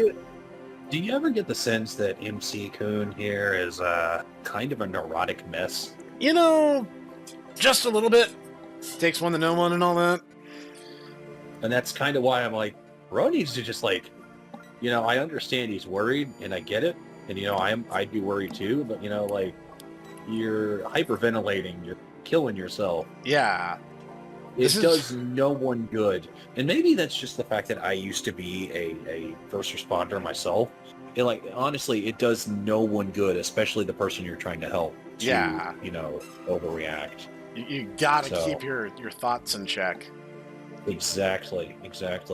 And and it's good to be concerned. It absolutely is. But as I said, it helps no one to panic. Yeah. And that's what he's doing. This is beyond empathy. It's something I've never experienced before. It all rends and tears at me. I almost vomit from the pain. She collapses, completely still, limp, like the wet rags we've been using to fight her fever.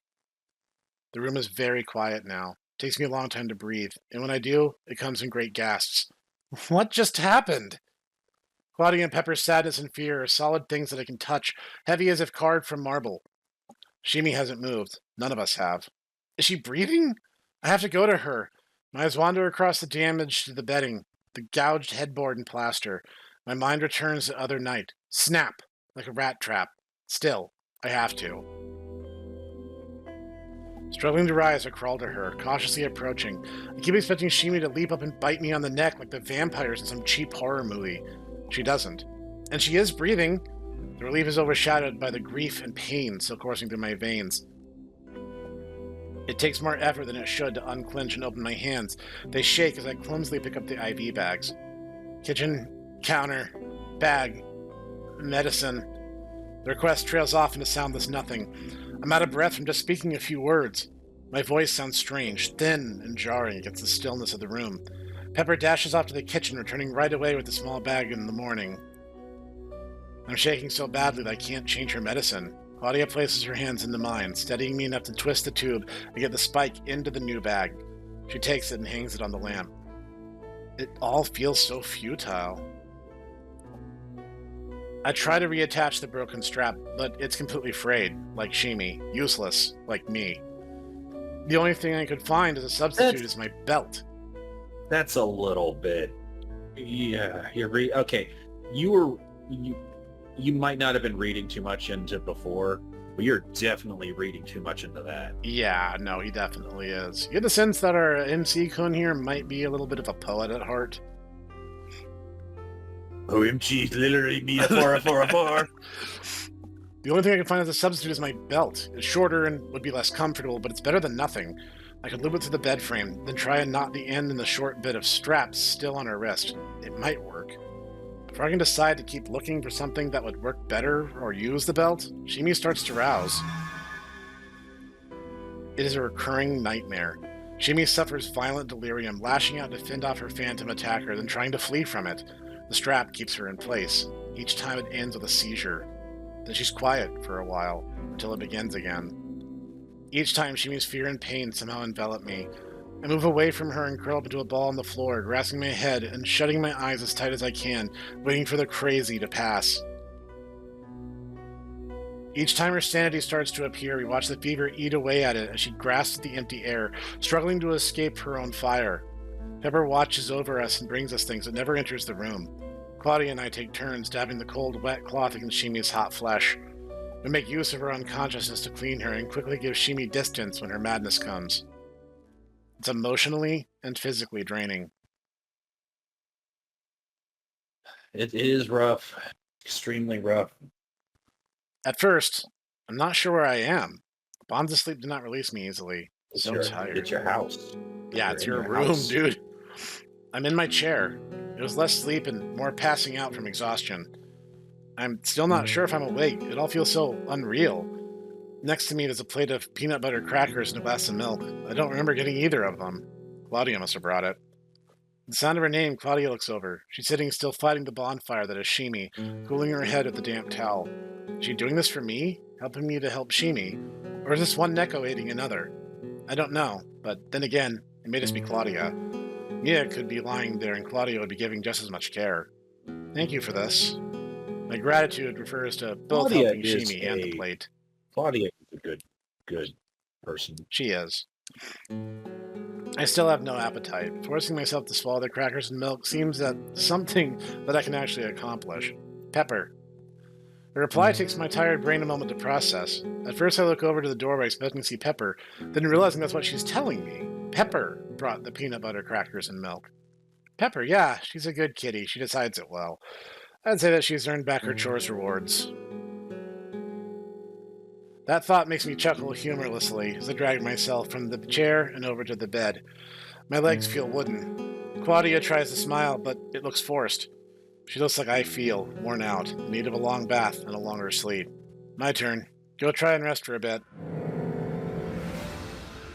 Shimi suddenly sits up, just as Claudia hands me the bowl of ice water. Seeing some invisible thread above her, she attacks, striking at it. Her movement catches both of us off guard and knocks the bowl of ice-cold water everywhere. All three of us are soaked, and the shock of cold water makes Shimi gasp. Claudia and I barely have time to move out of her reach. Shimi interprets the surprise ice bath as another attack upon her.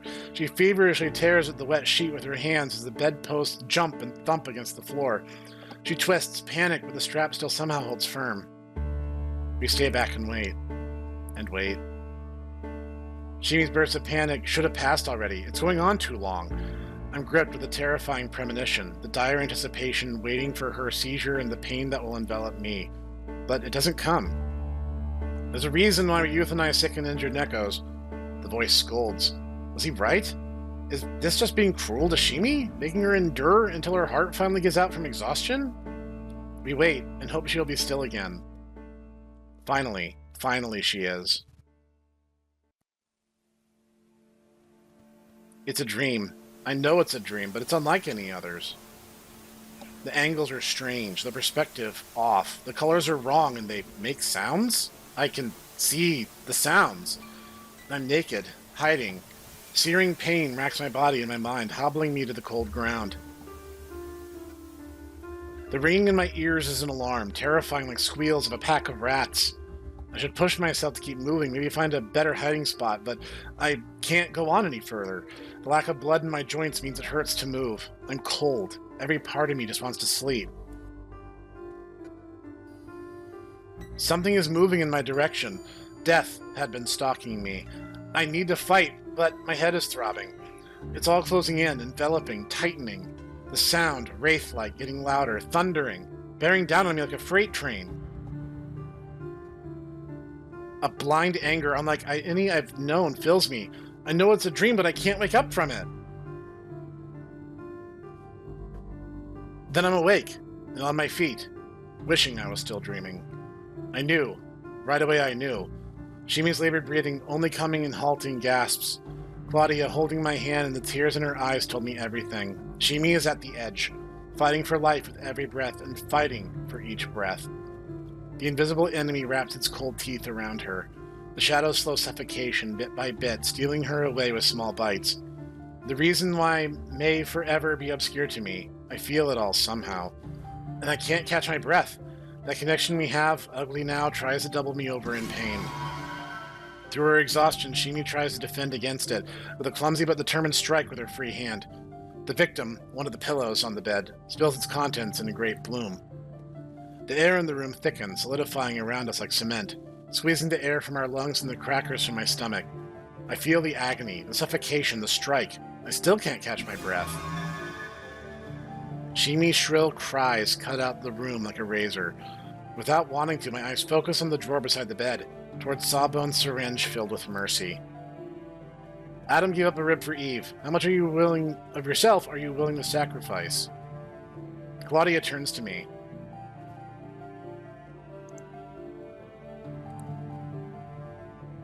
Oh, boy. Well, my vote is to risk everything. What say you? You know what? We've gone this far.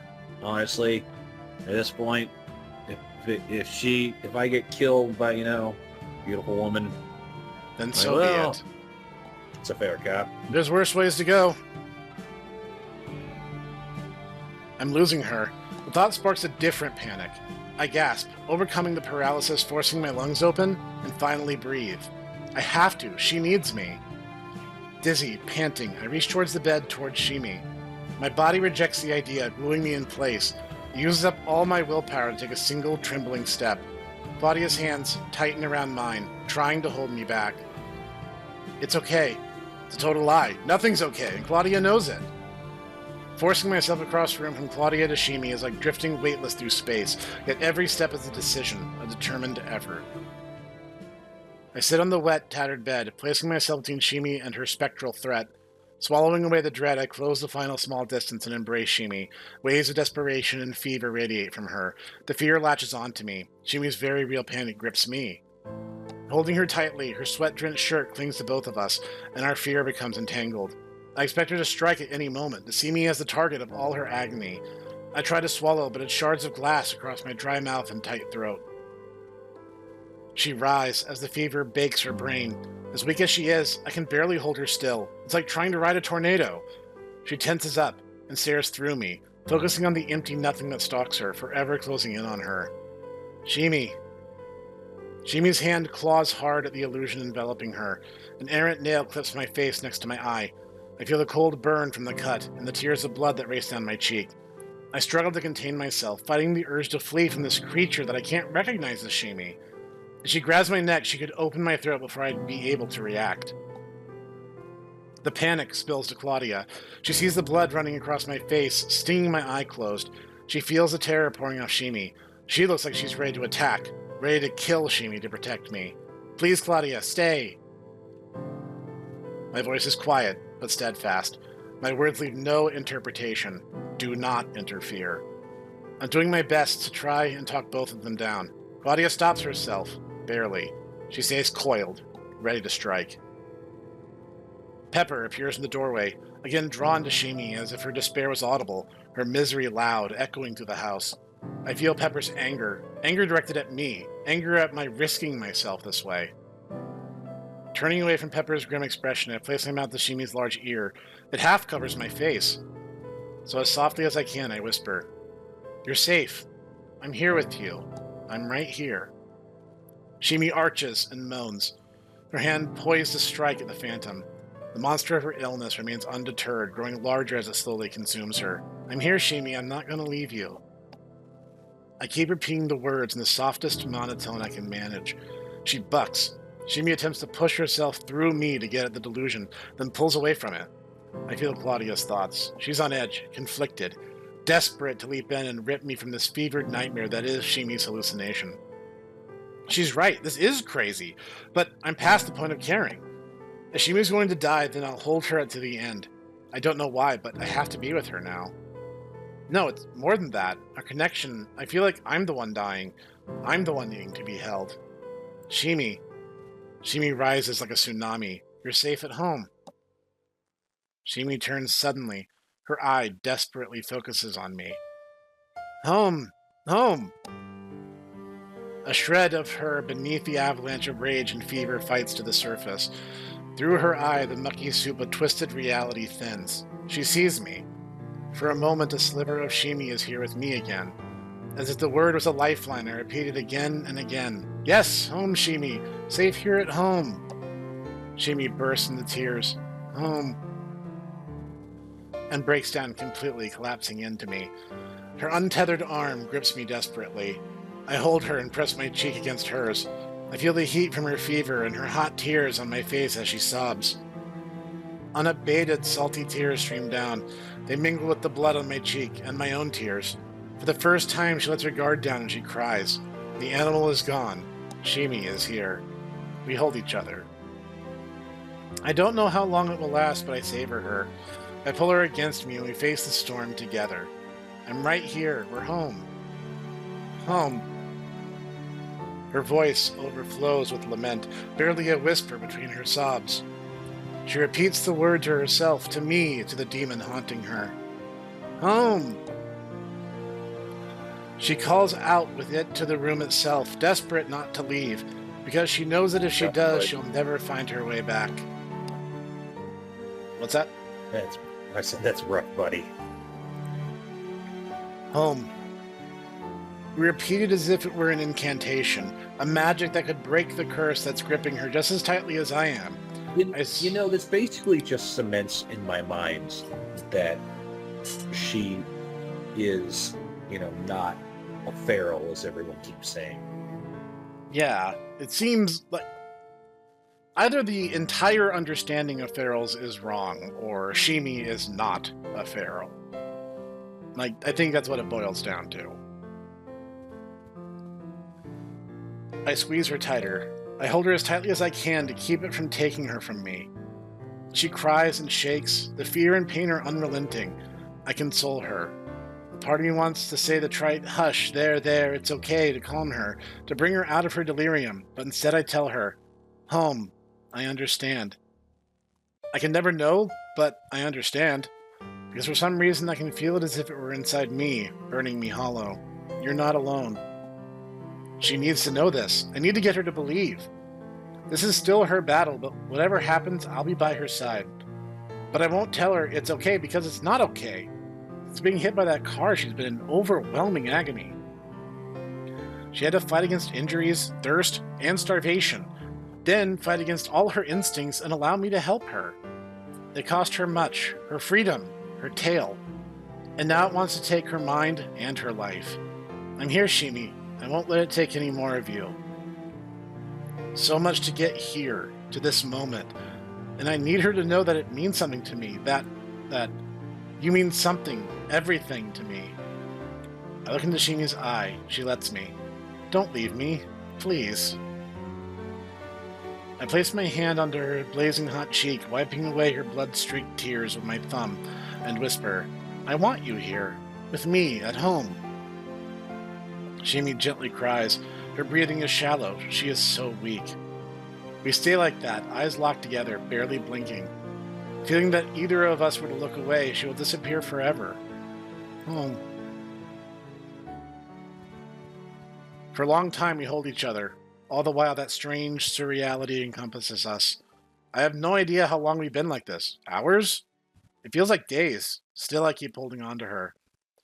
Claudia came close and stayed for a long time, then gently touched her cheek to both of our heads and left. Did that happen before or after Pepper left? I think after. At some point, our breathing finally settles. Shimi closes her eyes and drifts off to sleep. I think I may have slept a little too. I can't really tell. The heat from her body has waned. I convince myself that this is a good thing. Like a sentry, I cradle her, guarding her against any ill-willed shadow that might still be considering threatening her peaceful slumber. Listening to her soft breathing, feeling her against me, telling her she's home and begging her not to leave. Then the sky out the window stopped being black, became orange, and then blue. My back and arms burn, crying out in exhaustion. Feels like it's been a lifetime that we've been in this room, eons on this wrecked bed. I keep holding Shimi. Looking at Shimi's face, she again appears on the cusp of awareness, so weak. I need to stretch. I need to use the bathroom. It's been days since she's eaten. Too bad Claudia can't cook. I want to make more broth and see if you'll eat. My voice sounds strange, deep, raspy, and gravelly. Shimi's eyes crack open, and through a glazed pupil she watched my mouth as I tell her, Shimi, I'll be right back. When I try to move away, it all suddenly comes apart. Her hands reaches out, her fingers are around my neck. Oh God, Shimi. Shimi's movements are clumsy and awkward. Well, it's finally happening. Yeah. All right. Some invisible force is working against her. Her dull eye bores into mine. Her stump of a tail. Brother. Her stump of a tail thumps once. I grab her arm and pull, but she tightens her grip. Her hand doesn't budge an inch. I try again, pulling hard on her arm. Nothing. Her expression is still glassy, almost bored, completely blank. I look at the drawer with the syringe filled with mercy, but it's too far out of my reach. She lets go of my throat, and I gasp. Before I can get away, she seizes my hand. Wide now, tears pool and stream from her eyes. She leans forward, clumsily placing her head to my chest. As a soft sob escapes her, she presses her ear into my hand. Home, Shimi. Her words are nonsense, but I entirely understand the meaning. Stay, please. She's afraid of me leaving. She just wants me to stay. I hold her tight. Shimi curls up closer and cries.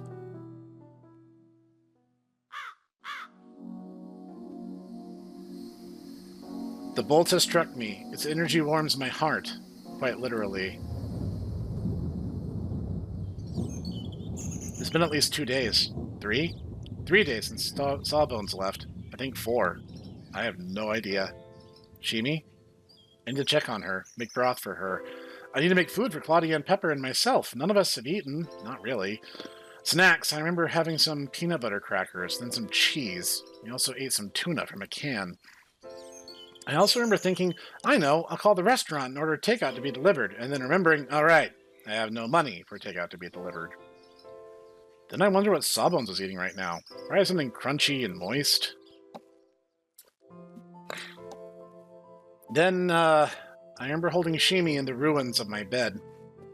She clung to me, holding on like she was in torrents of a raging river, drowning, and I was the only thing anchoring her to the shore, keeping her from being swept away.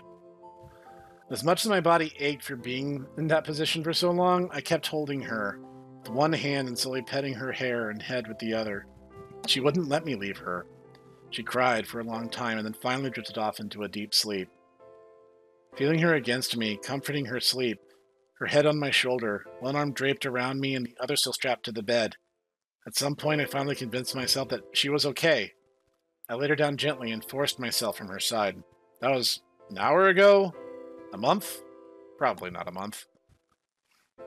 The chair in my room is comfortable enough, but not for sleeping. The small amount of sleep I've gotten in the past several days was in that chair, and my neck and back have paid the price. My feet feel bloated. The sofa. I'm on the sofa in the living room. Yeah, it's a better choice. I've had to spend a few nights on it, back whenever Mia would get into a mood, and it was always comfortable enough. But right now it's cramped. Feels like it's shrunk. Or maybe I've doubled in size. My body is contorted, and something is keeping me from stretching my legs. How do I not fit on my sofa? I hear myself mumble as my brain forces me awake to address the issue. Shimi? Shimi.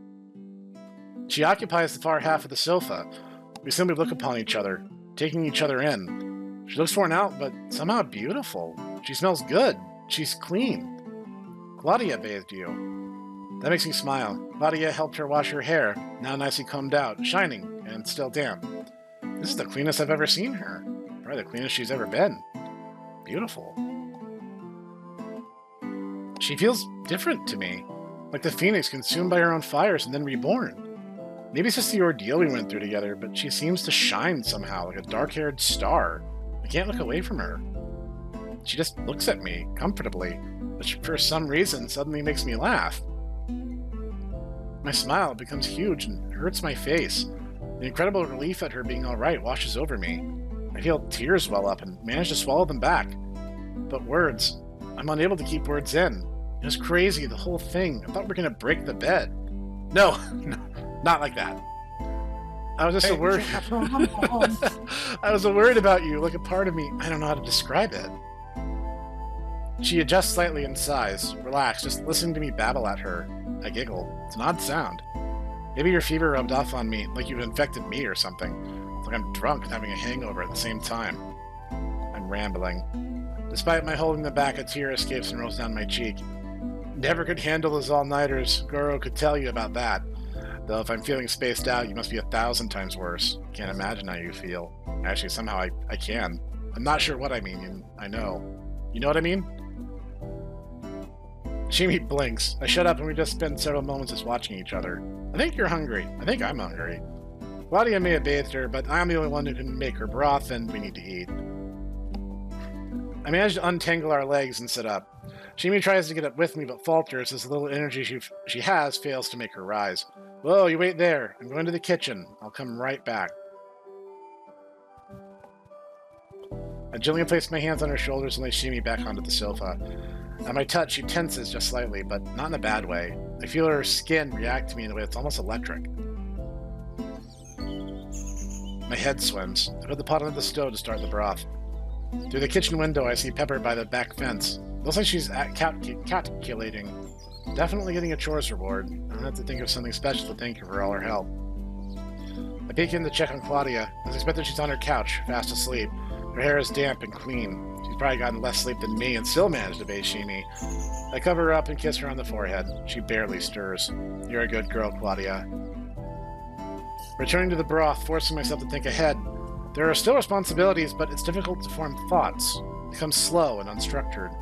I have to talk myself through it just to process.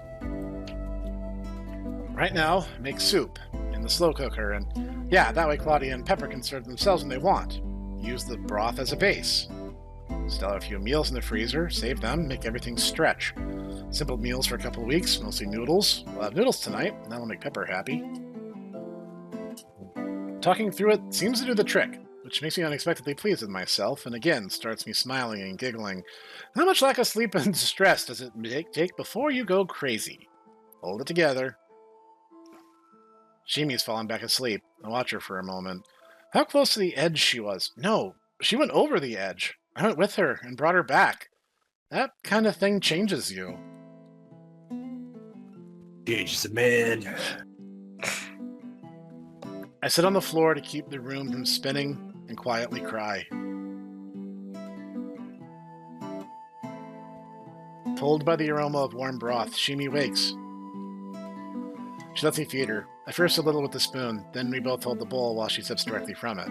As our hands touch holding the bowl, it feels surreal again, but different now. The burn on her wrist from where that nylon strap held her, the one that refused to quit, almost seems to glow. Part of me must still be in shock from the whole event, afraid to believe we're really on the other side now. Unable to accept the persistent feeling of relief, convinced that this is just a moment of respite in a dream. Afraid that, in the other room, I'm still holding on to her, that we're both running a high fever and neither of us has a grasp on reality, or worse. The sparkle in her eye tells me this isn't the case. Shimi is 2/3 through the bowl of broth, then pulls away. Satisfied for now? She puts her head back down and stares at me with her blank expression. It's softer now. Everything about her, her manner, her movements, are softer now. I finish the rest of the broth. Flavors are wonderful and I nearly choke as I swallow too much at once, my body craving it faster than I can feed it. Feels like I haven't eaten in years. I'm not sure how I'm staying awake, and even cramped together I could so easily join her right there on the sofa, but I stink. I desperately need a shower. She lets me hold her hand and I wait for Shimi to fall asleep again. I nearly drift off before she does. Stepping into my bedroom to grab clean clothes, I'm first struck with relief. Relief that I don't see myself on the bed holding Shimi, grateful to be reassured that I'm not some echo, and the real me is still lost in the throes of that nightmare. I feel stupid for thinking that. It's over, of course it is. Still, what a mess. The room looks like a Napoleonic battlefield where two cavalry armies took turns charging back and forth at each other. I half expect to see hoof prints of the wreckage of limbers and caissons. It's really impressive how thoroughly she managed to wreck the place. I remind myself that it wasn't her, it was her illness that trashed the bed, headboard, and picture. Wow. OmOneko did this. I pick up a handful of what were quality linens, now reduced to a damp, ragged testament of all we so recently endured together. The tattered flag of a nearly defeated army that somehow stood against all odds and held the hill. My Shimi-inspired poetic musings, far too fancy for my tired brain, start me giggling again. Ha! Somebody's been sleeping in my bed. All three bears, by the look of it. I cover my mouth to stifle the laugh that loudly blurts from me. How can something that's not even funny feel like the most hilarious thing ever said? This is gonna be a big job. That's what she said. I cackle like an idiot into my fist. Laughing sure beats crying. Alright, settle down, focus. The easy stuff I can do for now. Toss the pillows and sheets, flip the mattress. But eventually I'll need to fix the picture and figure out how to repair the wall. Actually, it might be easier to get a bulldozer and start over. Another dumb comment from me and I'm giggling again, still clutching the tattered flag remnants of the bedsheet when... Wrecked! I jump a little as Pepper comes into my room, grinning from ear to ear. Still smiling, she slowly shakes her head while clicking her tongue. Tisk, tisk, messy, messy, room look like confetti. Pepper, the regular obnoxious pain-in-the-ass Pepper, teasing me over the sad state of my room is actually pretty awesome. She got so quiet and serious when the situation was bad. Her making fun of me now means that things really are better now.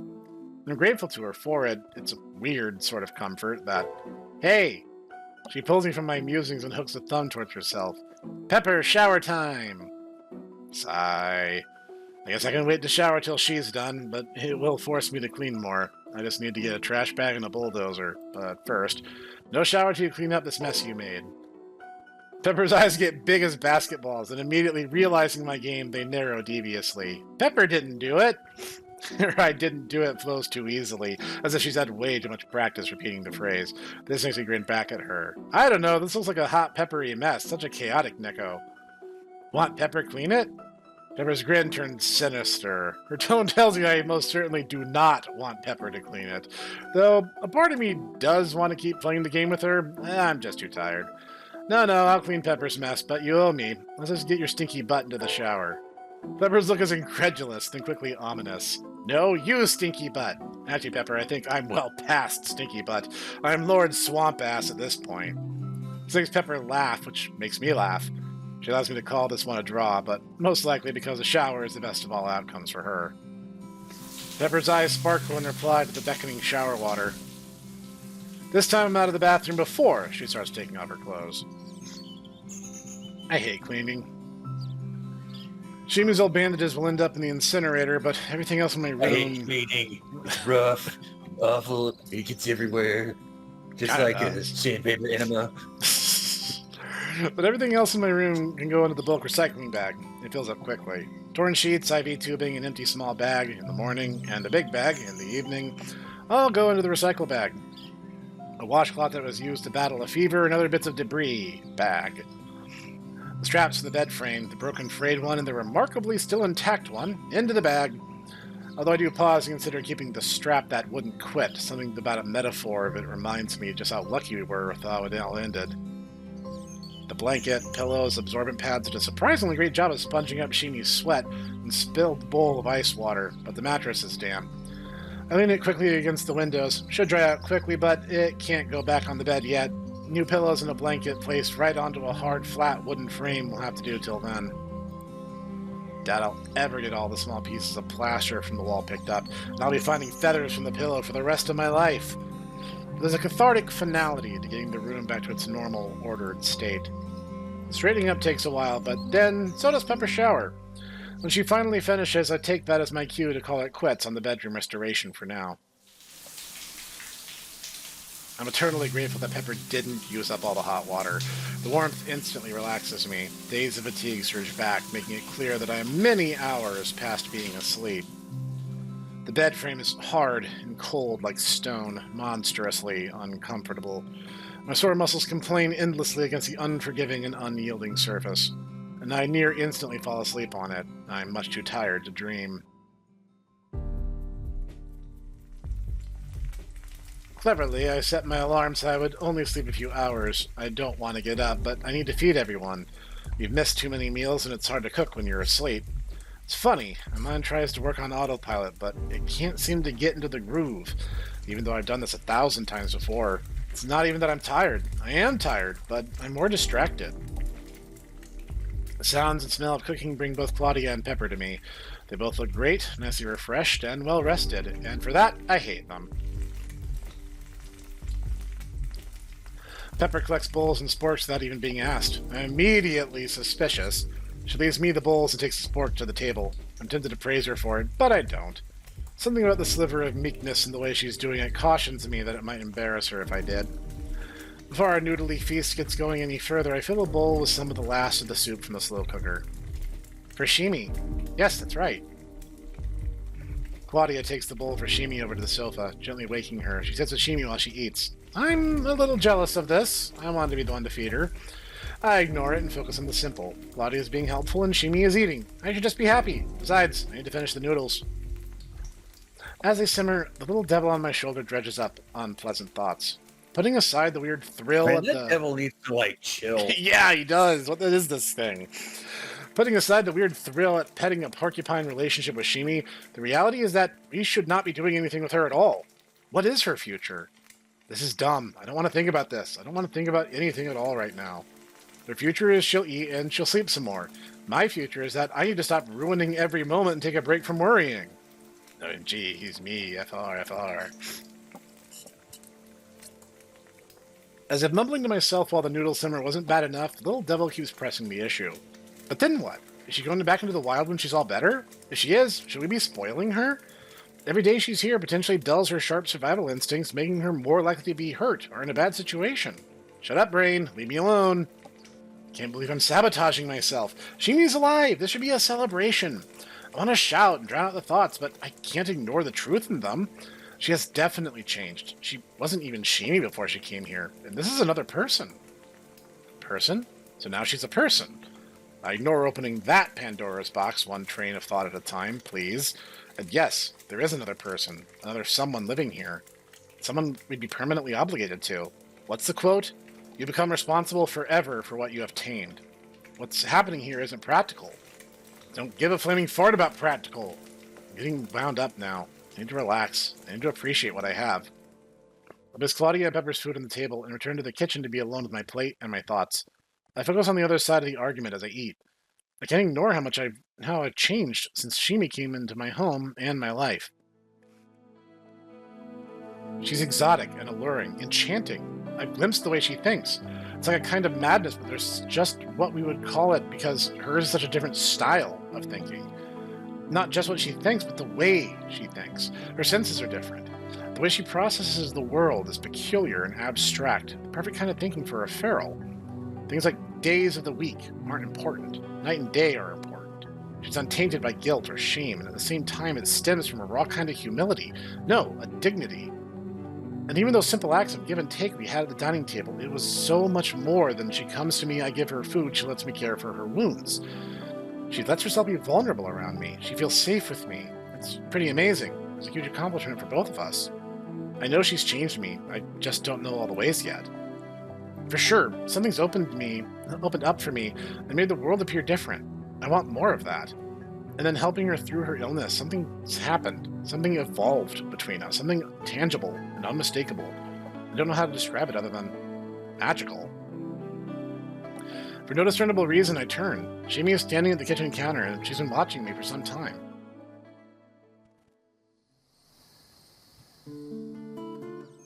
At some point, Claudia recreated Shimi's nest.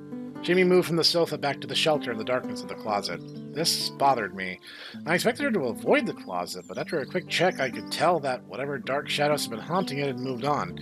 Only regular shadows and Shimi remained. Besides, where else was she going to sleep? For me, the simple act of getting my bed back to normal felt like a Herculean accomplishment. Fixing the rest will be a task for later, but otherwise my room's in good shape. I'm still drained. Can't seem to sync my old routines. Stretching the food on the house into modest meals, keeping Pepper out of trouble, simple stuff. So why do I have to really plan and then babysit myself through it? Even cooking eggs, it's just awkward. No, that's not it. It's hard to zero in on what it is exactly. It doesn't feel habitual. Like I'm fumbling through it using someone else's body. Thinking too. Ideas are slippery, hard to peel apart. Doesn't even feel like thinking. What does that even mean? I can't turn my mind off. My head is just a hamster wheel going around and around and around, going nowhere. Slept so long. Awake now. Aware. She says it with an earnest lilt in her voice. I gave her a sleepy sigh. I wish. Sure don't feel awake. No matter how long I sleep, I don't feel rested. Claudia's smile fades. She looks away, down at the shirt she's folding. I wouldn't be surprised if Claudia got a little freaked out with how strange I've been acting. She seems to take it in stride, just letting me babble, which I've been doing for a while. I should probably give myself a break. I've just been through the greatest emotional event I've experienced since I was a child. It was a crucible, every moment of it. I know that I should regret having traded my father's watch for Shimi's life, but I don't, because, in a way, Dad saved her. He saved Shimi. Maybe that's melodramatic, and Mom would never see it that way. Still, for so long as I hated the world that took Dad away, and caused me and Mom to become indifferent to everything, shutting it all out. But it did bring me to this moment in my life, a life where my father's watch saved Shimi.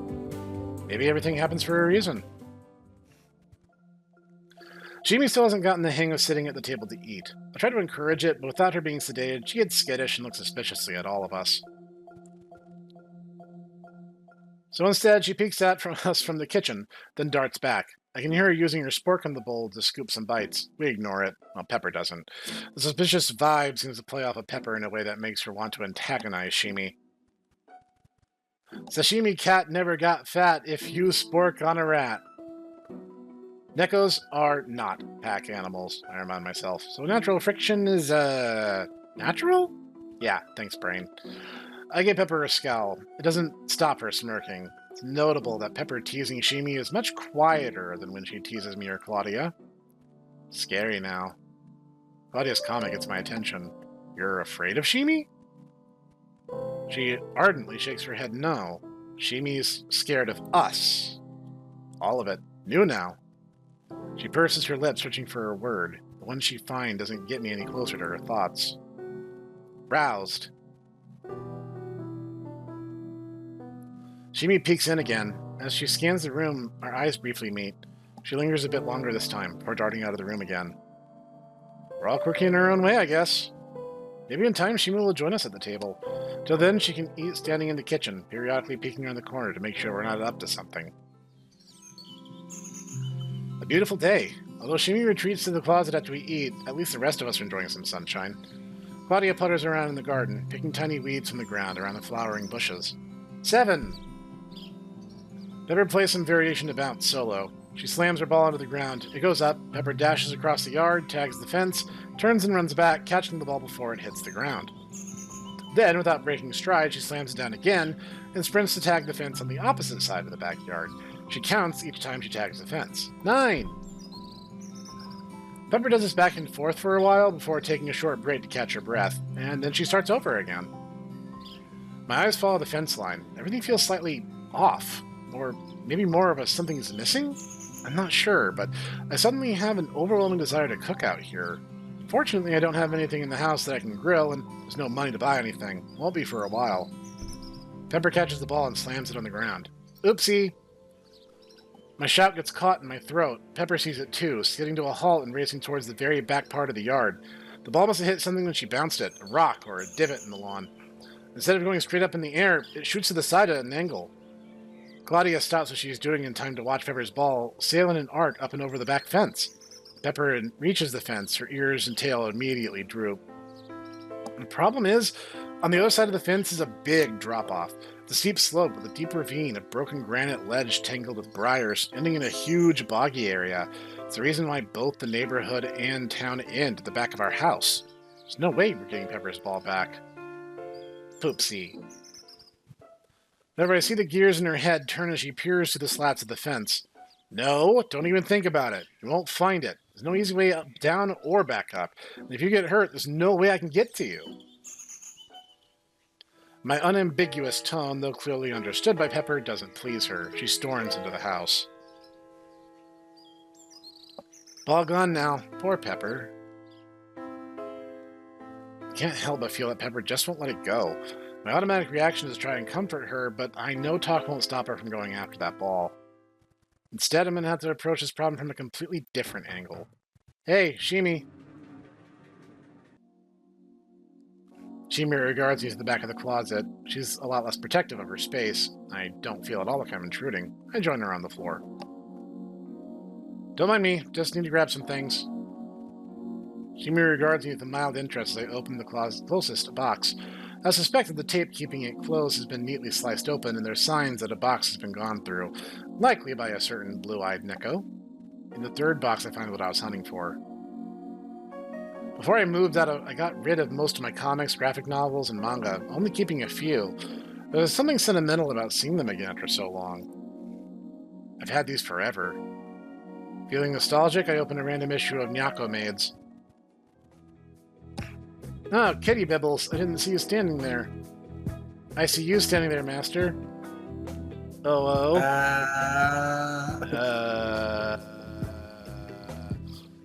How does Master taste? I bet Kitty Mimsy knows. Kitty Mimsy eats Master sausage all the time. What? Oh. Kitty Bibbles, I see Master made a big lunch for us. I'm 12, and what is this? What's going on? Yes, Kitty Mimsy, a big... Do I have to say this out loud? A big, yummy lunch. Very grateful. Please, Master sausage. Ooh, very grateful. Very grateful. No, I have no idea what Dad was thinking when he got me that one. I think your dad is a man of interesting taste. He looked at, you know what he probably was? He looked at me. He kind of gave me a look, kind of gave me a nod. He was grinning and You'll understand when you're older, son. I closed the box and I never did understand. I never did understand. I'm a grown man and I still don't understand, Dad. Why? Did I mention that my dad, had stunner shades and always smoked cigarettes? And it was always like, big chow, son. Close the box and slide it back against the wall at the others. Just sitting here inside the closet with Shimi, my mind is momentarily still. Suddenly I had the urge to take a nap with her right here, on her nest of blankets and pillows. Seems like an excellent idea. But I can't. With an armful of old comics and manga, I head out to complete my task. Oh my god, we're leaving the house. Hello, neighbor. Hi. Voice startles me. Veronica rushes a bit to catch up. Hey, Veronica, where are you off to? This is the store to see Lind. It's like such a nice day. Thought I'd walk. That's where I'm headed. Mind if I walk with you? Yes. I mean, no. Both going to the same place. My question was a polite formality. Still, she gets flustered. I mean, no, I don't mind. And yes, that would, be nice. Having made it through our uncomfortable exchange, we walk. The little time I spend with Veronica, mostly chatting over the gate, is usually very pleasant. Sometimes there's an awkward moment, but things always settle back down pretty quickly. The walk to the store is strangely tense. Each step is offbeat. There's a disconnect in the space between us, a silence that feels stifling. Say something. Break the ice. I rack my brain for something to say to ease attention, but I can't think of a single thing. Veronica is socially clumsy on a good day, so it's expected of her, but I've never had a problem making small talk, even with strangers. And I'm on good terms with Veronica. It's never like this. Say anything. It doesn't matter what. No work today? Veronica blinks and tilts her head. Today's Sunday. Walk the rest of the way in silence. OMG's me. FR. Since her visit is social, Veronica waits, allowing me to do my business with Lind. Quickly looks at the store's laptop and values each of the comic books, graphic novels, and manga that I brought with me. Aquaman's Vanquisher. Hey, Nya Cat Girl. Good one. Smile at some of the titles makes my face twitch, as if I'm sharing too much of my past self with Lind. Probably get the best deals selling at the university bookshop. All those college nerds with stacks of daddy's cash. That actually makes sense, but that bookstore's all the way up past the hospital. I don't even have money for bus fare. Tell you what. Then taps a finger to his chin and makes me a lowball offer. For all of them. He knows it's a lowball offer, most likely because he also knows trekking across town to get a few more bucks, well, the juice would not be worth the squeeze, as Goro was so fond of saying.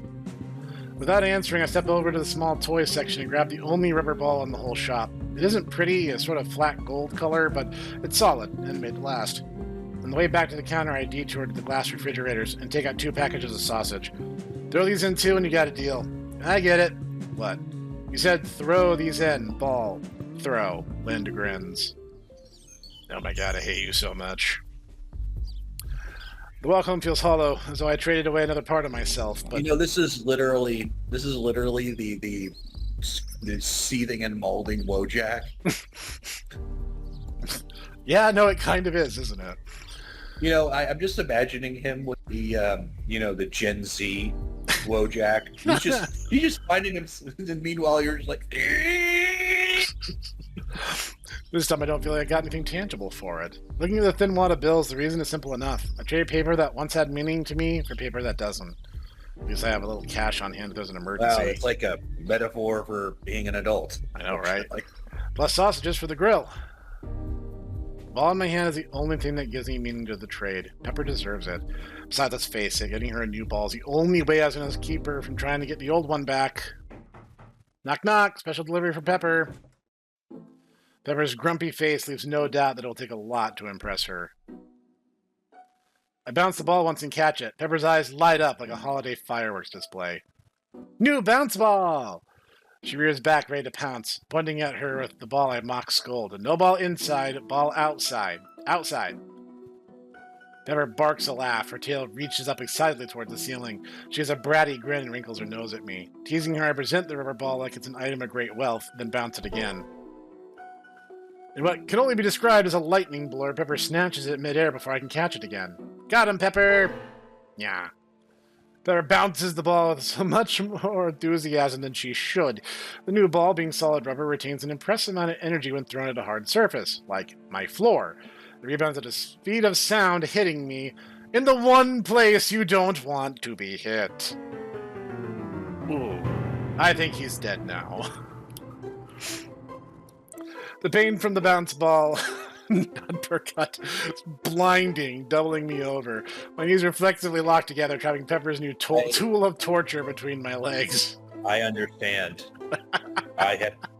MC, I have been there myself. I understand. I'm on my back trying to catch my breath while holding not just one ball, but the 3. question is whether or not she's going to go, yeah!